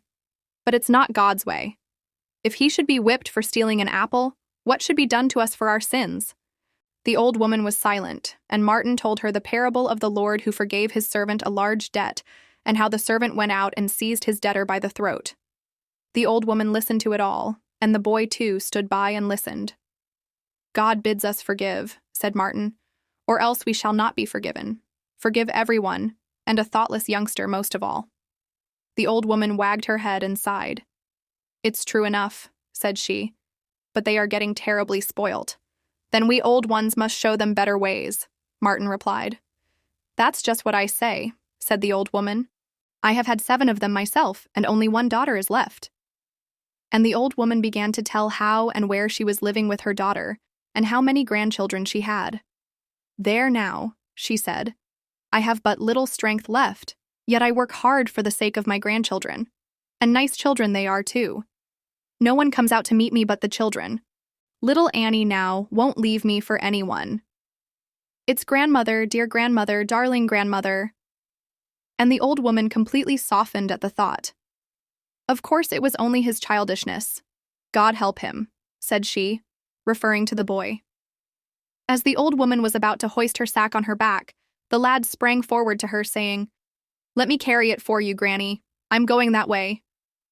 The old woman nodded her head and put the sack on the boy's back, and they went down the street together, the old woman quite forgetting to ask Martin to pay for the apple. Martin stood and watched them as they went along talking to each other. When they were out of sight, Martin went back to the house. Having found his spectacles unbroken on the steps, he picked up his awl and sat down again to work. He worked a little, but could soon not see to pass the bristle through the holes in the leather, and presently he noticed the lamplighter passing on his way to light the street lamps. "Seems it's time to light up," thought he. So he trimmed his lamp, hung it up, and sat down again to work. He finished off 1 boot and, turning it about, examined it. It was all right. Then he gathered his tools together, swept up the cuttings, put away the bristles and the thread and the awls, and taking down the lamp, placed it on the table. Then he took the Gospels from the shelf. He meant to open them at the place he had marked the day before with a bit of Morocco, but the book opened at another place. As Martin opened it, his yesterday's dream came back to his mind, and no sooner had he thought of it than he seemed to hear footsteps, as though someone were moving behind him. Martin turned round, and it seemed to him as if people were standing in the dark corner, but he could not make out who they were. And a voice whispered in his ear, "Martin, Martin, don't you know me?" "Who is it?" muttered Martin. "It is I," said the voice. And out of the dark corner stepped Stepanich, who smiled, and vanishing like a cloud was seen no more. "It is I," said the voice again. And out of the darkness stepped the woman with the baby in her arms, and the woman smiled and the baby laughed, and they too vanished. "It is I," said the voice once more. And the old woman and the boy with the apple stepped out and both smiled, and then they too vanished, and Martin's soul grew glad. He crossed himself, put on his spectacles, and began reading the Gospel just where it had opened. And at the top of the page he read, "I was an hungered, and ye gave me meat. I was thirsty, and ye gave me drink. I was a stranger, and ye took me in." And at the bottom of the page he read, "Inasmuch as ye did it unto one of these my brethren, even these least, ye did it unto me." Matthew chapter 25. And Martin understood that his dream had come true, and that the Savior had really come to him that day, and he had welcomed him. Part 3, A Fairy Tale, dieses. 8th story, the story of Ivan the Fool. And of his 2 brothers, Simon the soldier and Taras the stout, and of his dumb sister Martha, and of the old devil and the 3 little imps. Once upon a time, in a certain province of a certain country, there lived a rich peasant who had 3 sons, Simon the soldier, Taras the stout, and Ivan the fool, besides an unmarried daughter, Martha, who was deaf and dumb. Simon the soldier went to the wars to serve the king. Taras the stout went to a merchant's in town to trade, and Ivan the fool stayed at home with the lass, to till the ground till his back bent. Simon the soldier obtained high rank and an estate, and married a nobleman's daughter. His pay was large, and his estate was large, but yet he could not make ends meet. What the husband earned his lady wife squandered, and they never had money enough. So Simon the soldier went to his estate to collect the income, but his steward said, "Where is any income to come from? We have neither cattle, nor tools, nor horse, nor plough, nor harrow. We must first get all these, and then the money will come." Then Simon the soldier went to his father and said, "You, father, are rich, but have given me nothing. Divide what you have, and give me a 3rd part, that I may improve my estate." But the old man said, "You brought nothing into my house. Why should I give you a 3rd part? It would be unfair to Ivan and to the girl." But Simon answered, "He is a fool, and she is an old maid, and deaf and dumb besides. What's the good of property to them?" The old man said, "We will see what Ivan says about it." And Ivan said, "Let him take what he wants." So Simon the soldier took his share of his father's goods, and removed them to his estate, and went off again to serve the king. Taras the stout also gathered much money, and married into a merchant's family, but still he wanted more. So he also came to his father, and said, "Give me my portion."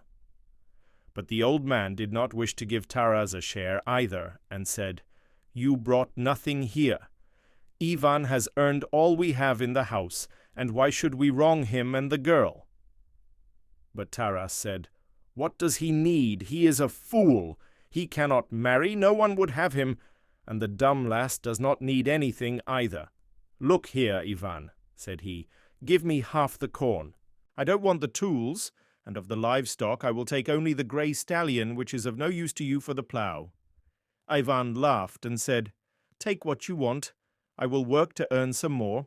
So they gave a share to Taras also, and he carted the corn away to town, and took the grey stallion, and Ivan was left with 1 old mare to lead his peasant life as before, and to support his father and mother. Now the old devil was vexed that the brothers had not quarrelled over the division, but had parted peacefully, and he summoned 3 imps. "Look here," said he, "there are 3 brothers, Simon the soldier, Taras the stout, and Ivan the fool. They should have quarrelled, but are living peaceably and meet on friendly terms. The fool Ivan has spoilt the whole business for me.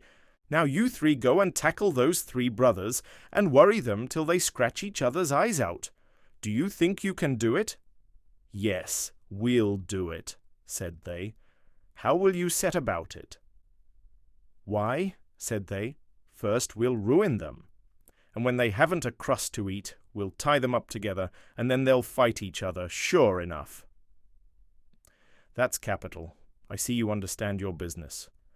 Go, and don't come back till you've set them by the ears, or I'll skin you alive."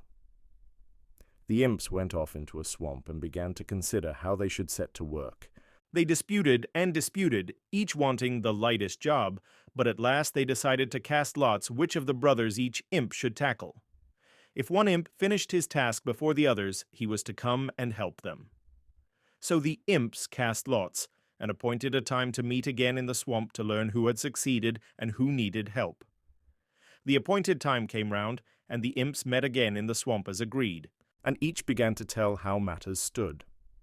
The first, who had undertaken Simon the soldier, began, "My business is going on well. Tomorrow Simon will return to his father's house." His comrades asked, "How did you manage it?" "First," says he, "I made Simon so bold that he offered to conquer the whole world for his king. And the king made him his general and sent him to fight the king of India. They met for battle, but the night before I damped all the powder in Simon's camp and made more straw soldiers for the Indian king than you could count. And when Simon's soldiers saw the straw soldiers surrounding them, they grew frightened. Simon ordered them to fire, but their cannons and guns would not go off. Then Simon's soldiers were quite frightened and ran like sheep, and the Indian king slaughtered them. Simon was disgraced. He has been deprived of his estate, and tomorrow they intend to execute him. There is only 1 day's work left for me to do. I have just to let him out of prison, that he may escape home. Tomorrow I shall be ready to help whichever of you needs me." Then the second imp, who had Taras in hand, began to tell how he had fared. "I don't want any help," said he. "My job is going all right. Taras can't hold out for more than a week. First I caused him to grow greedy and fat. His covetousness became so great that whatever he saw he wanted to buy. He has spent all his money in buying immense lots of goods and still continues to buy. Already he has begun to use borrowed money. His debts hang like a weight round his neck, and he is so involved that he can never get clear. In a week his bills come due, and before then I will spoil all his stock. He will be unable to pay and will have to go home to his father." Then they asked the third imp, Ivans, "And how are you getting on?" "Well," said he, "my affair goes badly. First I spat into his drink to make his stomach ache, and then I went into his field and hammered the ground hard as a stone that he shouldn't be able to till it. I thought he wouldn't plough it, but like the fool that he is, he came with his plough and began to make a furrow. He groaned with the pain in his stomach, but went on ploughing. I broke his plough for him, but he went home, got out another, and again started ploughing. I crept under the earth and caught hold of the ploughshares, but there was no holding them. He leant heavily upon the plough, and the ploughshare was sharp and cut my hands. He has all but finished ploughing the field, only one little strip is left. Come, brothers, and help me, for if we don't get the better of him, all our labour is lost. If the fool holds out and keeps on working the land, his brothers will never know want, for he will feed them both." Simon the soldier's imp promised to come next day to help, and so they parted. Ivan had ploughed up the whole fallow, all but one little strip. He came to finish it. Though his stomach ached, the ploughing must be done. He freed the harness ropes, turned the plough, and began to work. He drove one furrow, but coming back the plough began to drag as if it had caught in a root. It was the imp, who had twisted his legs round the ploughshare and was holding it back. "What a strange thing," thought Ivan. "There were no roots here at all, and yet here's a root." Ivan pushed his hand deep into the furrow, groped about, and feeling something soft, seized hold of it and pulled it out. It was black like a root, but it wriggled. "Why, it was a live imp! What a nasty thing!" said Ivan, and he lifted his hand to dash it against the plough, but the imp squealed out, "Don't hurt me, and I'll do anything you tell me to." "What can you do?" "Anything you tell me to." Ivan scratched his head. "My stomach aches," said he. "Can you cure that?" "Certainly I can." "Well then, do so." The imp went down into the furrow, searched about, scratched with his claws, and pulled out a bunch of 3 little roots, which he handed to Ivan. "Here," says he, "whoever swallows one of these will be cured of any illness."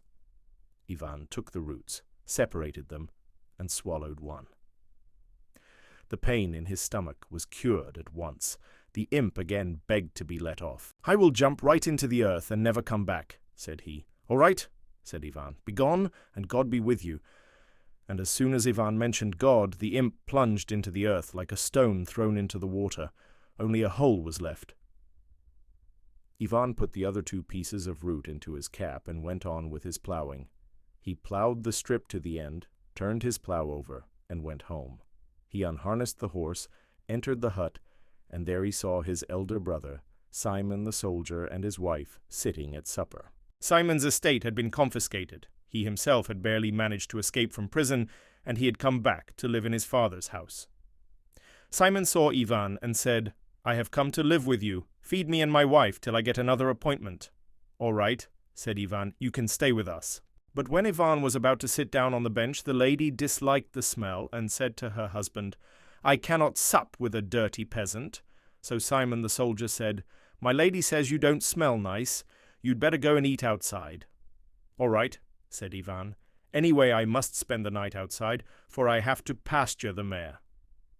So he took some bread and his coat and went with the mare into the fields. Having finished his work that night, Simon's imp came as agreed to find Ivan's imp and help him to subdue the fool. He came to the field and searched, but instead of his comrade, he found only a hole. "Clearly," thought he, "some evil has befallen my comrade.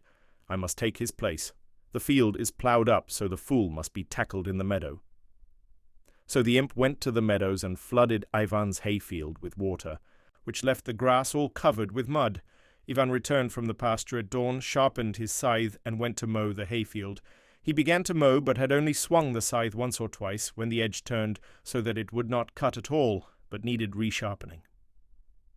Ivan struggled on for a while, and then said, "It's no good. I must go home and bring a tool to straighten the scythe, and I'll get a chunk of bread at the same time.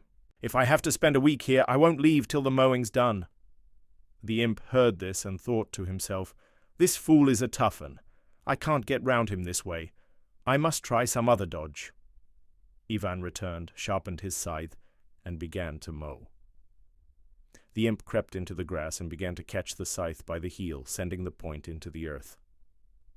Ivan found the work very hard, but he mowed the whole meadow except one little bit which was in the swamp.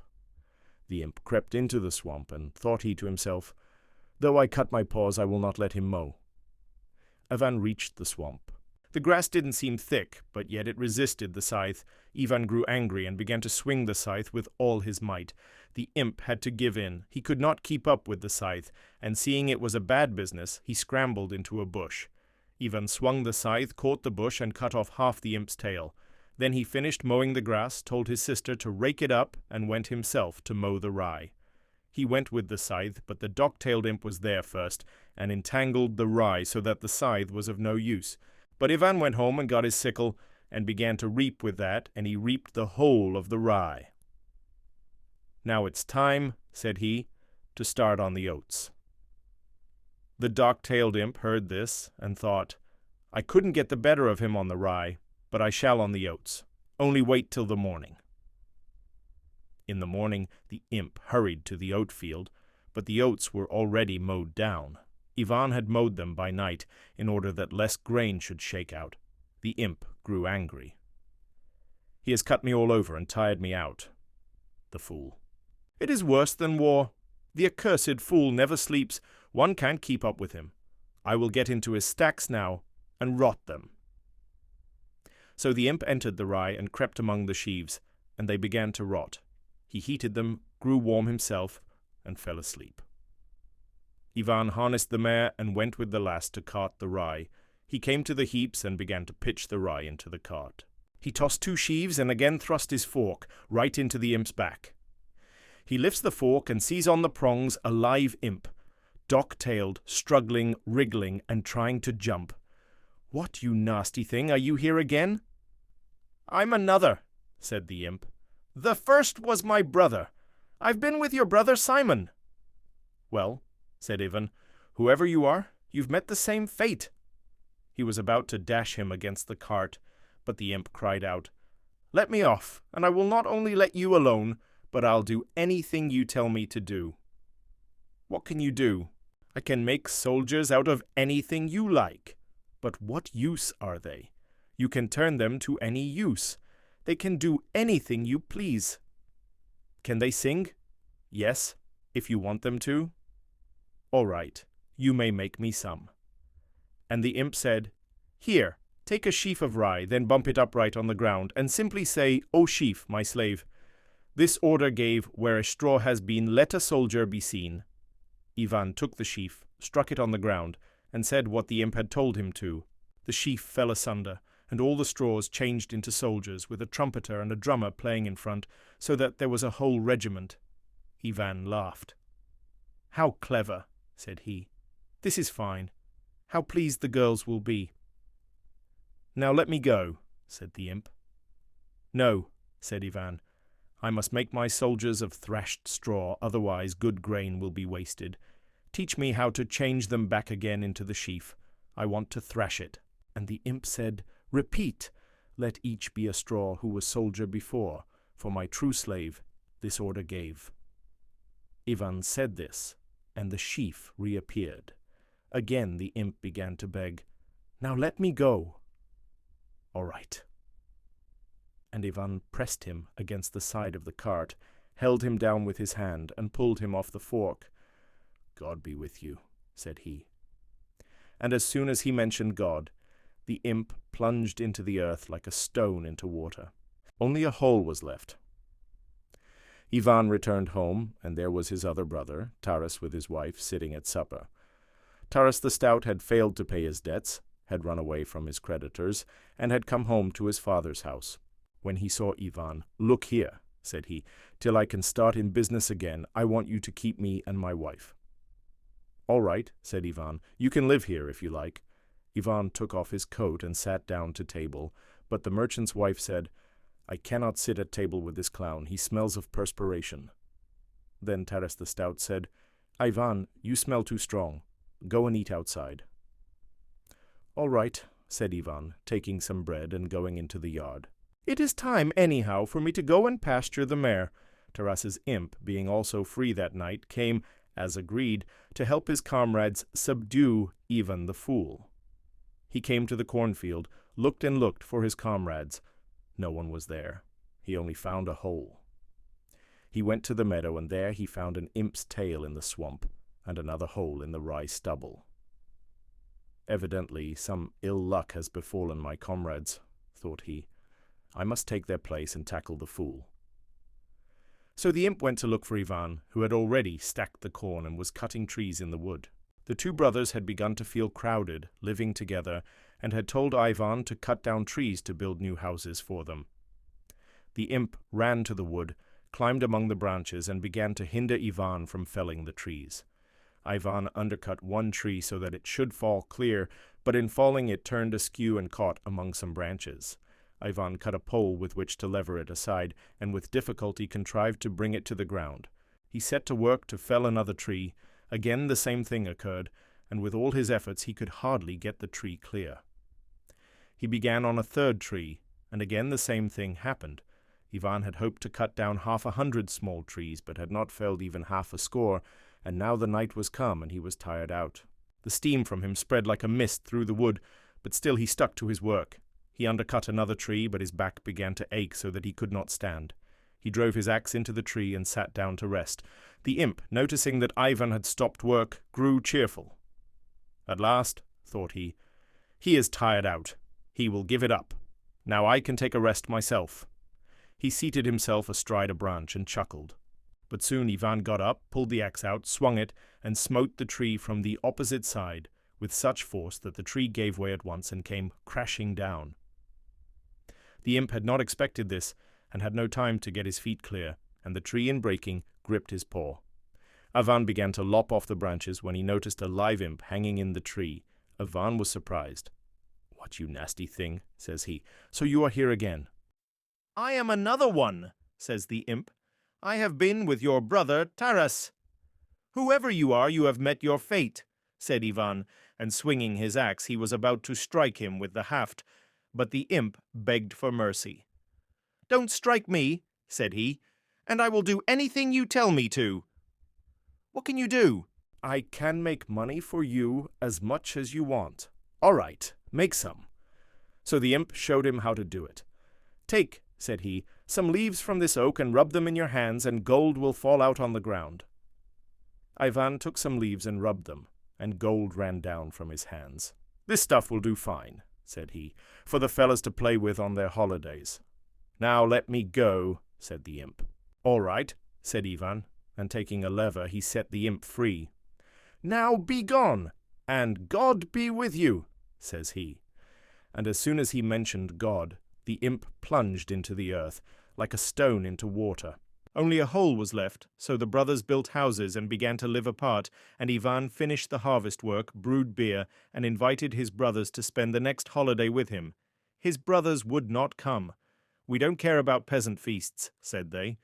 So Ivan entertained the peasants and their wives, and drank until he was rather tipsy. Then he went into the street to a ring of dancers, and going up to them he told the women to sing a song in his honor. "For," said he, "I will give you something you never saw in your lives before." The women laughed and sang his praises, and when they had finished they said, "Now let us have your gift." "I will bring it directly," said he. He took a seed basket and ran into the woods. The women laughed. "He is a fool," said they, and they began to talk of something else. But soon Ivan came running back, carrying the basket full of something heavy. "Shall I give it you?" Yes, give it to us." Ivan took a handful of gold and threw it to the women. You should have seen them throw themselves upon it to pick it up, and the men around scrambled for it and snatched it from one another. One old woman was nearly crushed to death. Ivan laughed. "Oh, you fools," says he. "Why did you crush the old grandmother? Be quiet and I will give you some more." And he threw them some more. The people all crowded round, and Ivan threw them all the gold he had. They asked for more, but Ivan said, "I have no more just now. Another time I'll give you some more. Now let us dance, and you can sing me your songs." The women began to sing. "Your songs are no good," says he. "Where will you find better ones?" say they. "I'll soon show you," says he. He went to the barn, took a sheaf, threshed it, stood it up, and bumped it on the ground. "Now," said he, "O sheaf, my slave, this order gave, where a straw has been, let a soldier be seen." And the sheaf fell asunder, and became so many soldiers. The drums and trumpets began to play. Ivan ordered the soldiers to play and sing. He led them out into the street, and the people were amazed. The soldiers played and sang, and then Ivan, forbidding anyone to follow him, led them back to the thrashing ground, changed them into a sheaf again, and threw it in its place. He then went home and lay down in the stables to sleep. Simon the soldier heard of all these things next morning, and went to his brother. "Tell me," says he, "where you got those soldiers from, and where you have taken them to." "What does it matter to you?" said Ivan. "What does it matter? Why, with soldiers one can do anything. One can win a kingdom," Ivan wondered. "Really?" said he. "Why didn't you say so before? I'll make you as many as you like. It's well the lass and I have thrashed so much straw." Ivan took his brother to the barn and said, "Look here. If I make you some soldiers, you must take them away at once, for if we have to feed them, they will eat up the whole village in a day." Simon the soldier promised to lead the soldiers away, and Ivan began to make them. He bumped a sheaf on the thrashing floor. A company appeared. He bumped another sheaf, and there was a second company. He made so many that they covered the field. "Will that do?" he asked. Simon was overjoyed and said, "That will do. Thank you, Ivan." "All right," said Ivan. "If you want more, come back, and I'll make them." There is plenty of straw this season. Simon the soldier at once took command of his army, collected and organized it, and went off to make war. Hardly had Simon the soldier gone when Taras the stout came along. He too had heard of yesterday's affair, and he said to his brother, "Show me where you get gold money. If I only had some to start with, I could make it bring me in money from all over the world." Ivan was astonished. "Really," said he, "you should have told me sooner. I will make you as much as you like." His brother was delighted. "Give me 3 baskets full to begin with." "All right," said Ivan. "Come into the forest, or better still, let us harness the mare, for you won't be able to carry it all." They drove to the forest, and Ivan began to rub the oak leaves. He made a great heap of gold. "Will that do?" Taras was overjoyed. "It will do for the present," said he. "Thank you, Ivan." "All right," says Ivan. "If you want more, come back for it. There are plenty of leaves left." Taras the Stout gathered up a whole cartload of money and went off to trade. So the 2 brothers went away, Simon to fight and Taras to buy and sell. And Simon the soldier conquered a kingdom for himself, and Taras the Stout made much money in trade. When the 2 brothers met, each told the other, Simon how he got the soldiers, and Taras how he got the money. And Simon the soldier said to his brother, "I have conquered a kingdom and live in grand style, but I have not money enough to keep my soldiers." And Taras the Stout said, "And I have made much money, but the trouble is I have no one to guard it." Then said Simon the soldier, "Let us go to our brother. I will tell him to make more soldiers, and will give them to you to guard your money, and you can tell him to make money for me to feed my men." And they drove away to Ivan. And Simon said, "Dear brother, I have not enough soldiers. Make me another couple of ricks or so." Ivan shook his head. "No," says he, "I will not make any more soldiers. But you promised you would." "I know I promised, but I won't make any more." "But why not, fool?" "Because your soldiers killed a man.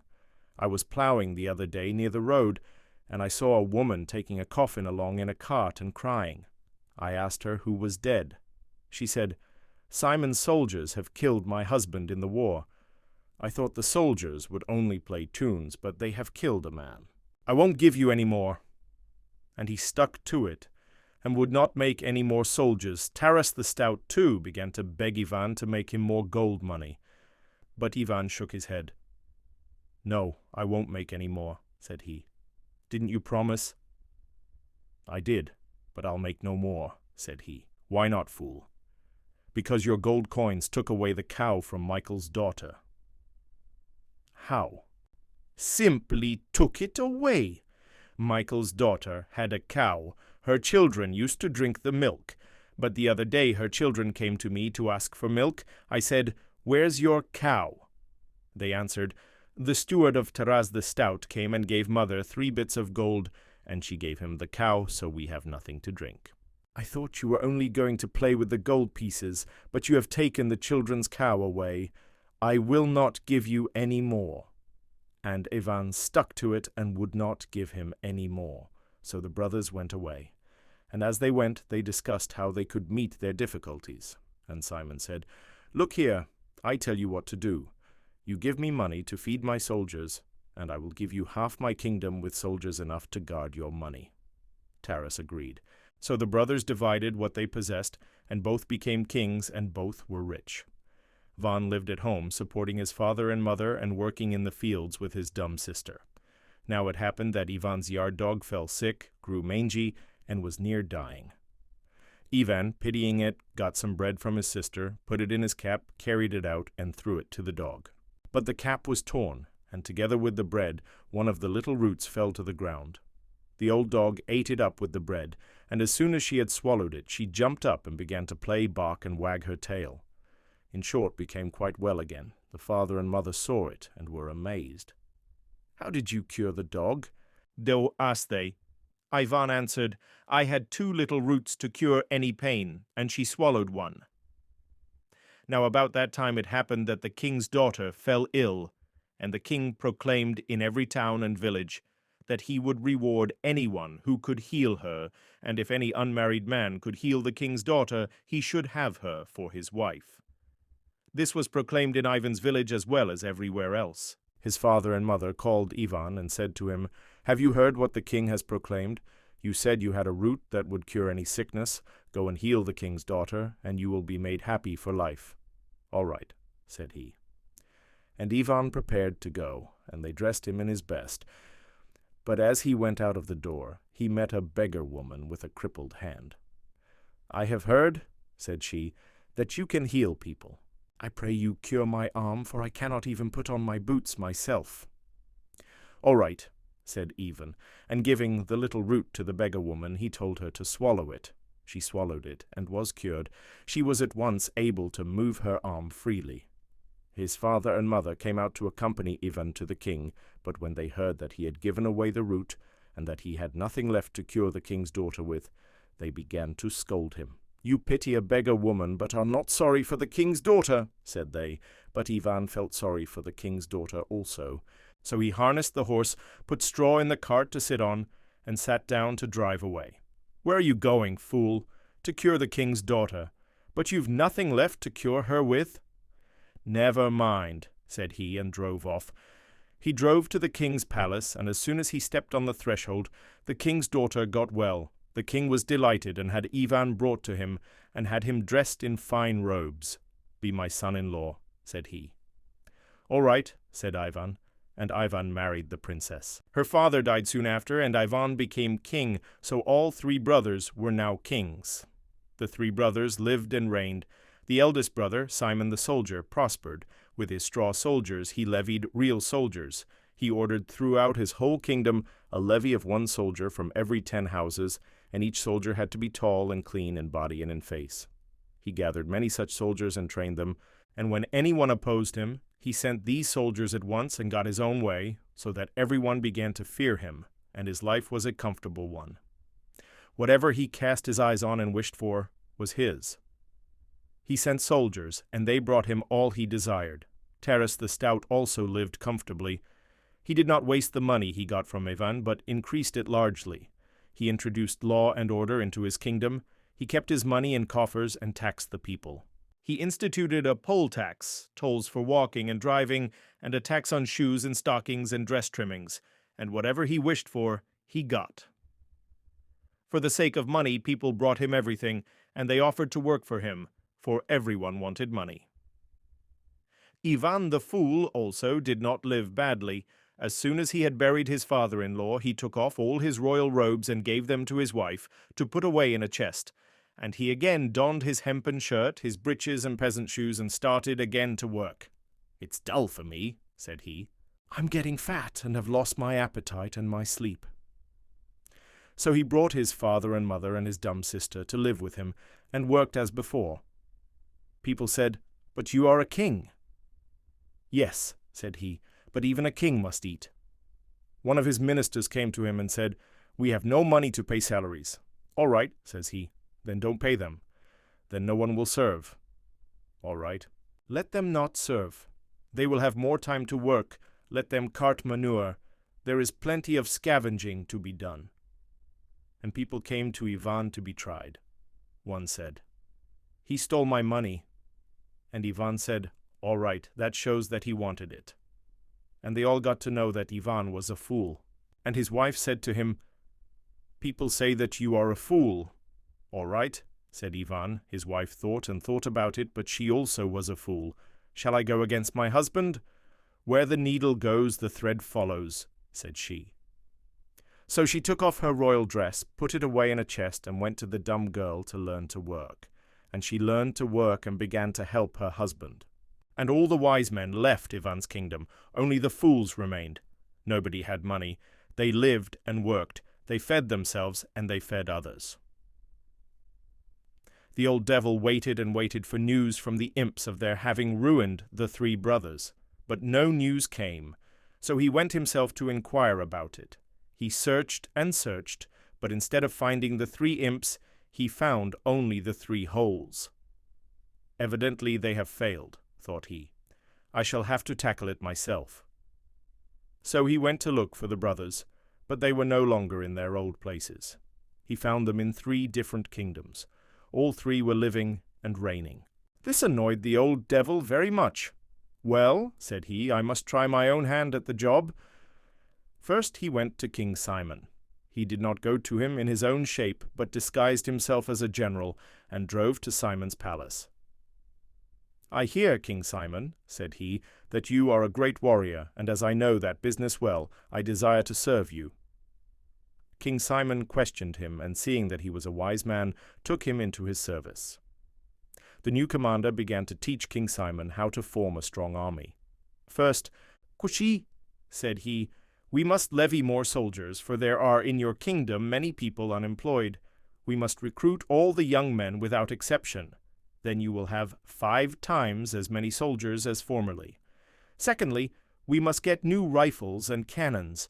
I will introduce rifles that will fire 100 balls at once.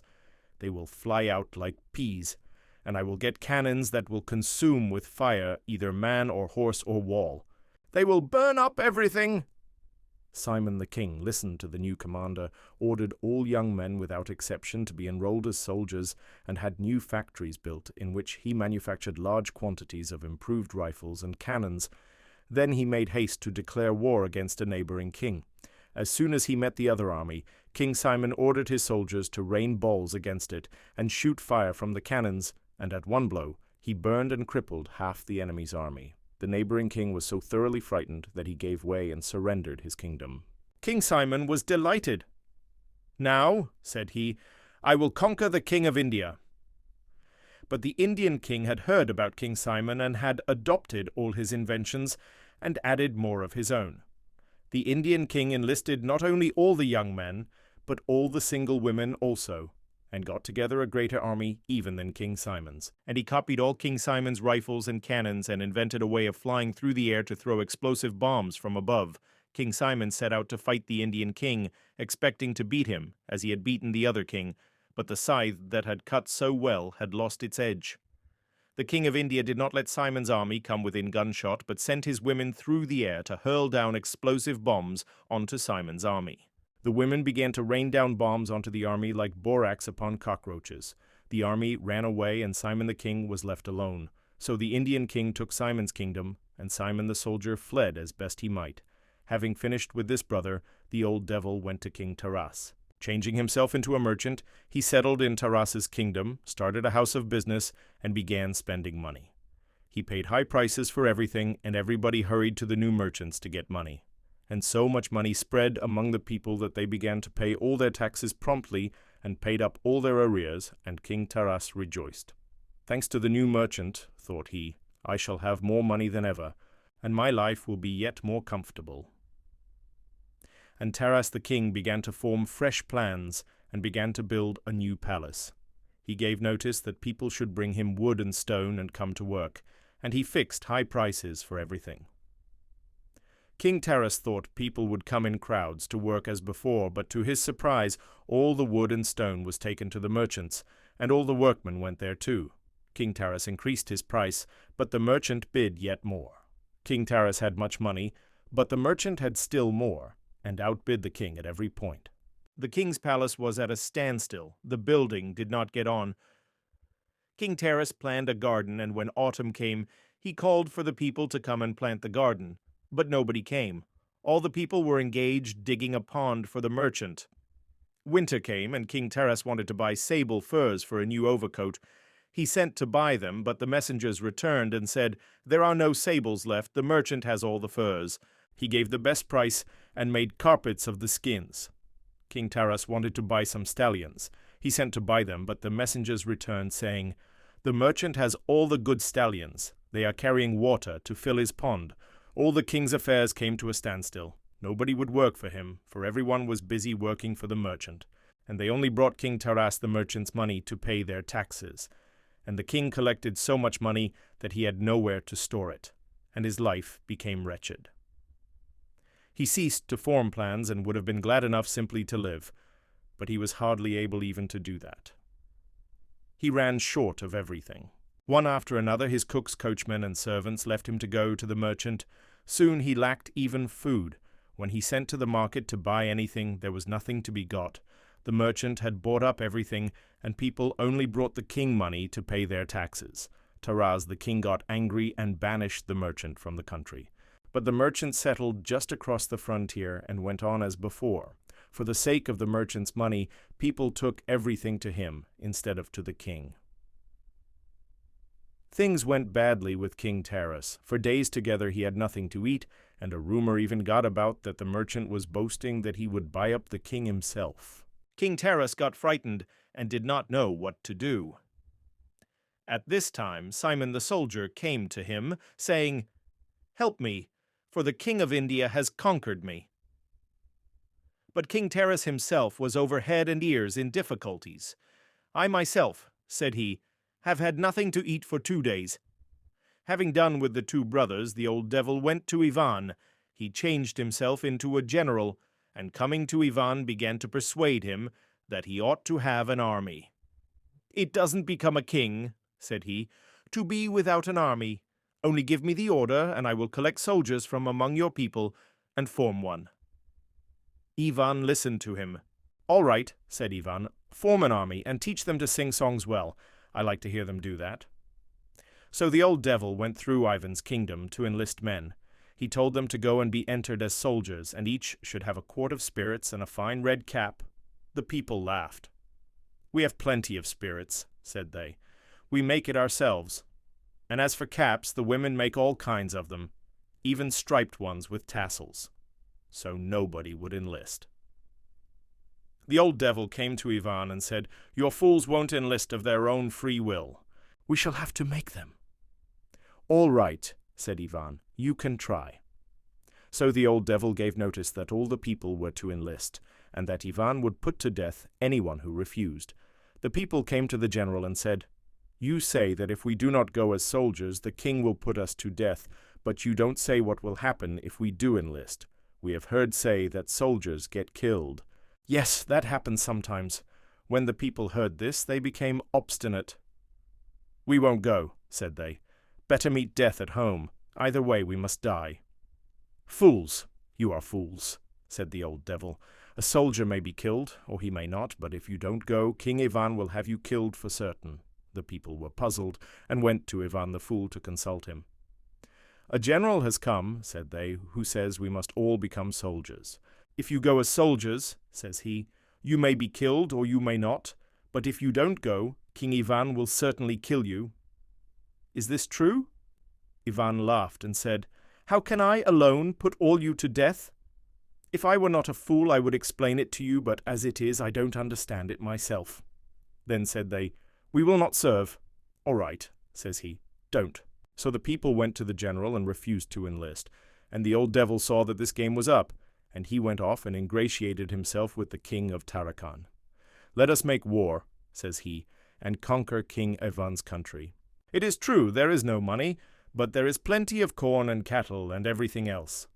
So the king of Tarakan prepared to make war. He mustered a great army, provided rifles and cannons, marched to the frontier, and entered Ivan's kingdom.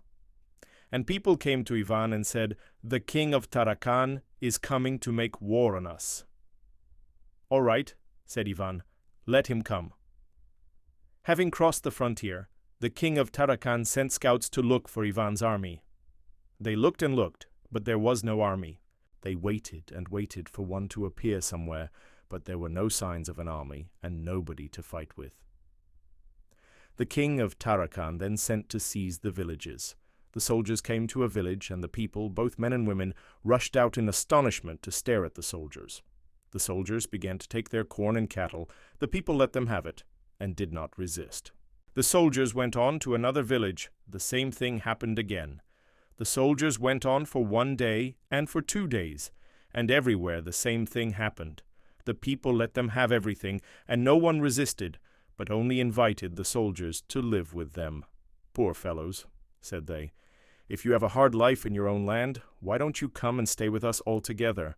The soldiers marched and marched.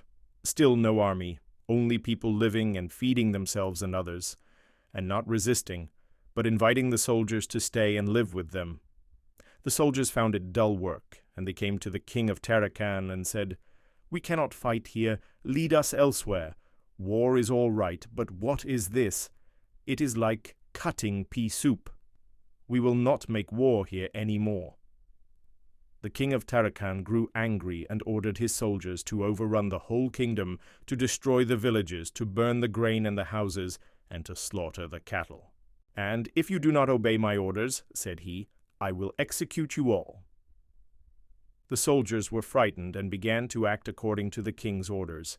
They began to burn houses and corn, and to kill cattle. But the fools still offered no resistance, and only wept. The old men wept, and the old women wept, and the young people wept. "Why do you harm us?" they said. "Why do you waste good things? If you need them, why do you not take them for yourselves?" At last the soldiers could stand it no longer. They refused to go any further, and the army disbanded and fled. The old devil had to give it up. He could not get the better of Ivan with soldiers, so he changed himself into a fine gentleman and settled down in Ivan's kingdom. He meant to overcome him by means of money, as he had overcome Taras the Stout. "I wish," says he, "to do you a good turn, to teach you sense and reason. I will build a house among you and organize a trade." "All right," said Ivan. "Come and live among us if you like." Next morning the fine gentleman went out into the public square with a big sack of gold and a sheet of paper, and said, "You all live like swine. I wish to teach you how to live properly. Build me a house according to this plan. You shall work. I will tell you how, and I will pay you with gold coins." And he showed them the gold. The fools were astonished. There was no money in use among them. They bartered their goods and paid one another with labor. They looked at the gold coins with surprise. "What nice little things they are," said they, and they began to exchange their goods and labor for the gentleman's gold pieces. And the old devil began, as in Taras's kingdom, to be free with his gold, and the people began to exchange everything for gold and to do all sorts of work for it. The old devil was delighted, and thought he to himself, "Things are going right this time. Now I shall ruin the fool as I did Taras, and I shall buy him up, body and soul." But as soon as the fools had provided themselves with gold pieces, they gave them to the women for necklaces. The lasses plaited them into their tresses, and at last the children in the street began to play with the little pieces. Everybody had plenty of them, and they stopped taking them, but the fine gentleman's mansion was not yet half built, and the grain and cattle for the year were not yet provided. So he gave notice that he wished people to come and work for him, and that he wanted cattle and grain. For each thing and for each service, he was ready to give many more pieces of gold. But nobody came to work, and nothing was brought. Only sometimes a boy or a little girl would run up to exchange an egg for a gold coin, but nobody else came, and he had nothing to eat. And being hungry, the fine gentleman went through the village to try and buy something for dinner. He tried at one house and offered a gold piece for a fowl, but the housewife wouldn't take it. "I have a lot already," said she. He tried at a widow's house to buy a herring and offered a gold piece. "I don't want it, my good sir," said she. "I have no children to play with it, and I myself already have 3 coins as curiosities." He tried at a peasant's house to get bread, but neither would the peasant take money. "I don't need it," said he, "but if you are begging for Christ's sake, wait a bit, and I'll tell the housewife to cut you a piece of bread." At that the devil spat and ran away. To hear Christ's name mentioned, let alone receiving anything for Christ's sake, hurt him more than sticking a knife into him, and so he got no bread. Everyone had gold, and no matter where the old devil went, nobody would give anything for money, but everyone said, "Either bring something else, or come and work, or receive what you want in charity for Christ's sake." But the old devil had nothing but money. For work he had no liking, and as for taking anything for Christ's sake, he could not do that. The old devil grew very angry. "What more do you want when I give you money?" said he. "You can buy everything with gold, and hire any kind of laborer." But the fools did not heed him. "No, we do not want money," said they. "We have no payments to make and no taxes, so what should we do with it?"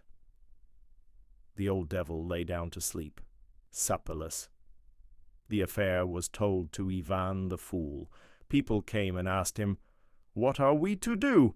A fine gentleman has turned up who likes to eat and drink and dress well, but he does not like to work, does not beg in Christ's name, but only offers gold pieces to everyone." At first people gave him all he wanted until they had plenty of gold pieces, but now no one gives him anything. What's to be done with him? He will die of hunger before long. Ivan listened. "All right," says he, "we must feed him. Let him live by turn at each house as a shepherd does." There was no help for it. The old devil had to begin making the round.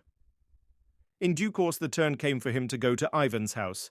The old devil came in to dinner, and the dumb girl was getting it ready. She had often been deceived by lazy folk who came early to dinner, without having done their share of work, and ate up all the porridge, so it had occurred to her to find out the sluggards by their hands. Those who had horny hands she put at the table, but the others got only the scraps that were left over. The old devil sat down at the table, but the dumb girl seized him by the hands and looked at them. There were no hard places there. The hands were clean and smooth, with long nails. The dumb girl gave a grunt and pulled the devil away from the table, and Ivan's wife said to him, "Don't be offended, fine gentleman. My sister-in-law does not allow anyone to come to table who hasn't horny hands. But wait a while. After the folk have eaten, you shall have what is left." The old devil was offended that in the king's house they wished him to feed like a pig. He said to Ivan, "It is a foolish law you have in your kingdom that everyone must work with his hands. It's your stupidity that invented it. Do people work only with their hands? What do you think wise men work with?" And Ivan said, "How are we fools to know? We do most of our work with our hands and our backs. That is because you are fools. But I will teach you how to work with the head. Then you will know that it is more profitable to work with the head than with the hands." Ivan was surprised. "If that is so," said he, "then there is some sense in calling us fools." And the old devil went on, "Only it is not easy to work with one's head. You give me nothing to eat because I have no hard places on my hands, but you do not know that it is 100 times more difficult to work with the head. Sometimes one's head quite splits." Ivan became thoughtful. "Why then, friend, do you torture yourself so? Is it pleasant when the head splits? Would it not be better to do easier work with your hands and your back?" But the devil said, "I do it all out of pity for you fools. If I didn't torture myself, you would remain fools forever, but having worked with my head, I can now teach you." Ivan was surprised. "Do teach us," said he, "so that when our hands get cramped, we may use our heads for a change." And the devil promised to teach the people. So Ivan gave notice throughout the kingdom that a fine gentleman had come who would teach everybody how to work with their heads, that with the head more could be done than with the hands, and that the people ought all to come and learn. Now there was in Ivan's kingdom a high tower with many steps leading up to a lantern on the top, and Ivan took the gentleman up there that everyone might see him. So the gentleman took his place on the top of the tower and began to speak, and the people came together to see him. They thought the gentleman would really show them how to work with the head without using the hands. But the old devil only taught them in many words how they might live without working. The people could make nothing of it. They looked and considered, and at last went off to attend to their affairs. The old devil stood on the tower a whole day, and after that a second day, talking all the time. But standing there so long he grew hungry, and the fools never thought of taking food to him up in the tower. They thought that if he could work with his head better than with his hands, he could at any rate easily provide himself with bread. The old devil stood on the top of the tower yet another day, talking away. People came near, looked on for a while, and then went away, and Ivan asked, "Well, has the gentleman begun to work with his head yet?" "Not yet," said the people. "He's still spouting away." The old devil stood on the tower one day more, but he began to grow weak so that he staggered and hit his head against one of the pillars of the lantern. One of the people noticed it and told Ivan's wife, and she ran to her husband, who was in the field. "Come and look," said she. "They say the gentleman is beginning to work with his head." Ivan was surprised. "Really?" says he, and he turned his horse round and went to the tower. And by the time he reached the tower, the old devil was quite exhausted with hunger, and was staggering and knocking his head against the pillars. And just as Ivan arrived at the tower, the devil stumbled, fell, and came bump, bump, bump, straight down the stairs to the bottom, counting each step with a knock of his head. "Well," says Ivan, "the fine gentleman told the truth when he said that sometimes one's head quite splits. This is worse than blisters. After such work there will be swellings on the head." The old devil tumbled out at the foot of the stairs and struck his head against the ground. Ivan was about to go up to him to see how much work he had done, when suddenly the earth opened and the old devil fell through. Only a hole was left. Ivan scratched his head. "What a nasty thing," says he. "It's one of those devils again. What a whopper! He must be the father of them all." Ivan is still living, and people crowd to his kingdom. His own brothers have come to live with him, and he feeds them too. To everyone who comes and says, "Give me food," Ivan says, "All right, you can stay with us, we have plenty of everything." Only there is one special custom in his kingdom. Whoever has horny hands comes to table, but whoever has not must eat what the others leave. Part 4. Stories written to pictures. Ninth story. Evil allures, but good endures. There lived in olden times a good and kindly man. He had this world's goods in abundance, and many slaves to serve him. And the slaves prided themselves on their master, saying, "There is no better lord than ours under the sun. He feeds and clothes us well, and gives us work suited to our strength. He bears no malice and never speaks a harsh word to anyone. He is not like other masters, who treat their slaves worse than cattle, punishing them whether they deserve it or not, and never giving them a friendly word. He wishes us well, does good, and speaks kindly to us. We do not wish for a better life." Thus, the slaves praised their lord, and the devil, seeing it, was vexed that slaves should live in such love and harmony with their master. So getting one of them, whose name was Aleb, into his power, the devil ordered him to tempt the other slaves. And one day, when they were all sitting together resting and talking of their master's goodness, Aleb raised his voice and said, "It is stupid to make so much of our master's goodness.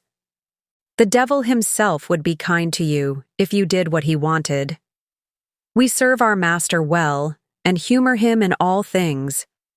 As soon as he thinks of anything, we do it, foreseeing all his wishes. What can he do but be kind to us? Just try how it will be if, instead of humoring him, we do him some harm instead. He will act like anyone else, and will repay evil for evil, as the worst of masters do." The other slaves began denying what Aleb had said, and at last bet with him. Aleb undertook to make their master angry. If he failed, he was to lose his holiday garment, but if he succeeded, the other slaves were to give him theirs. Moreover, they promised to defend him against the master, and to set him free if he should be put in chains or imprisoned. Having arranged this bet, Aleb agreed to make his master angry next morning. Aleb was a shepherd, and had in his charge a number of valuable, purebred sheep, of which his master was very fond. Next morning, when the master brought some visitors into the enclosure to show them the valuable sheep, Aleb winked at his companions, as if to say, "See now, how angry I will make him." All the other slaves assembled, looking in at the gates or over the fence, and the devil climbed a tree nearby to see how his servant would do his work. The master walked about the enclosure, showing his guests the ewes and lambs, and presently he wished to show them his finest ram. "All the rams are valuable," said he, "but I have one with closely twisted horns, which is priceless. I prize him as the apple of my eye." Startled by the strangers, the sheep rushed about the enclosure so that the visitors could not get a good look at the ram. As soon as it stood still, Aleb startled the sheep as if by accident, and they all got mixed up again. The visitors could not make out which was the priceless ram. At last the master got tired of it. "Aleb, dear friend," he said, "pray catch our best ram for me, the one with the tightly twisted horns. Catch him very carefully and hold him still for a moment." Scarcely had the master said this when Aleb rushed in among the sheep like a lion and clutched the priceless ram. Holding him fast by the wool, he seized the left hind leg with one hand, and before his master's eyes, lifted it and jerked it so that it snapped like a dry branch. He had broken the ram's leg, and it fell bleeding onto its knees. Then Aleb seized the right hind leg, while the left twisted round and hung quite limp. The visitors and the slaves exclaimed in dismay, and the devil, sitting up in the tree, rejoiced that Aleb had done his task so cleverly. The master looked as black as thunder, frowned, bent his head, and did not say a word. The visitors and the slaves were silent too, waiting to see what would follow. After remaining silent for a while, The master shook himself as if to throw off some burden. Then he lifted his head, and raising his eyes heavenward, remained so for a short time. Presently the wrinkles passed from his face, and he looked down at Aleb with a smile, saying, "O Aleb, Aleb, your master bade you anger me, but my master is stronger than yours. I am not angry with you, but I will make your master angry. You are afraid that I shall punish you, and you have been wishing for your freedom. Know then, Aleb, that I shall not punish you. But as you wish to be free, here before my guests, I set you free. Go where you like, and take your holiday garment with you." And the kind master returned with his guest to the house, but the devil, grinding his teeth, fell down from the tree and sank through the ground. 10th story, Little Girls Wiser Than Men. It was an early Easter. Sledging was only just over, snow still lay in the yards, and water ran in streams down the village street. 2 little girls from different houses happened to meet in a lane between 2 homesteads, where the dirty water, after running through the farmyards, had formed a large puddle. One girl was very small, the other a little bigger. Their mothers had dressed them both in new frocks. The little one wore a blue frock, the other a yellow print, and both had red kerchiefs on their heads. They had just come from church when they met, and first they showed each other their finery, and then they began to play. Soon the fancy took them to splash about in the water, and the smaller one was going to step into the puddle, shoes and all, when the elder checked her. "Don't go in so, Malasha," said she. "Your mother will scold you. I will take off my shoes and stockings, and you take off yours." They did so, and then, picking up their skirts, began walking towards each other through the puddle.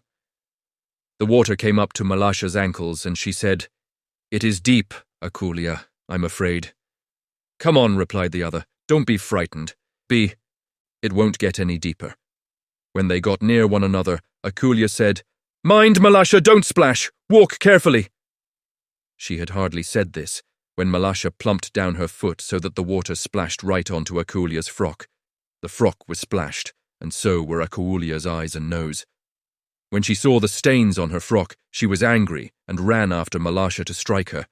Malasha was frightened, and seeing that she had got herself into trouble, she scrambled out of the puddle and prepared to run home. Just then, Akulia's mother happened to be passing, and seeing that her daughter's skirt was splashed and her sleeves dirty, she said, "You naughty, dirty girl, what have you been doing?" "Malasha did it on purpose," replied the girl. At this, Akulia's mother seized Malasha and struck her on the back of her neck. Malasha began to howl so that she could be heard all down the street. Her mother came out. "What are you beating my girl for?"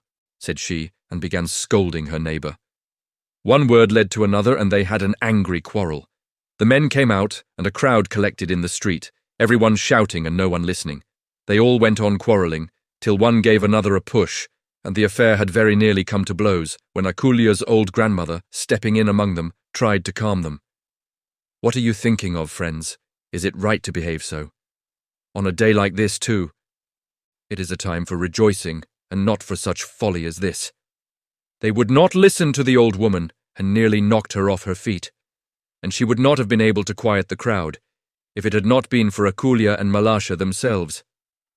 While the women were abusing each other, Akulia had wiped the mud off her frock and gone back to the puddle. She took a stone and began scraping away the earth in front of the puddle to make a channel through which the water could run out into the street. Presently, Malasha joined her, and with a chip of wood helped her dig the channel. Just as the men were beginning to fight, the water from the little girl's channel ran streaming into the street towards the very place where the old woman was trying to pacify the men. The girls followed it, one running each side of the little stream. "Catch it, Malasha! Catch it!" shouted Akulia. While Malasha could not speak for laughing, highly delighted, and watching the chip float along on their stream, the little girls ran straight into the group of men. And the old woman, seeing them, said to the men, "Are you not ashamed of yourselves? To go fighting on account of these lassies, when they themselves have forgotten all about it, and are playing happily together. Dear little souls, they are wiser than you." The men looked at the little girls, and were ashamed, and, laughing at themselves, went back each to his own home. "Except ye turn, and become as little children, ye shall in no wise enter into the kingdom of heaven,"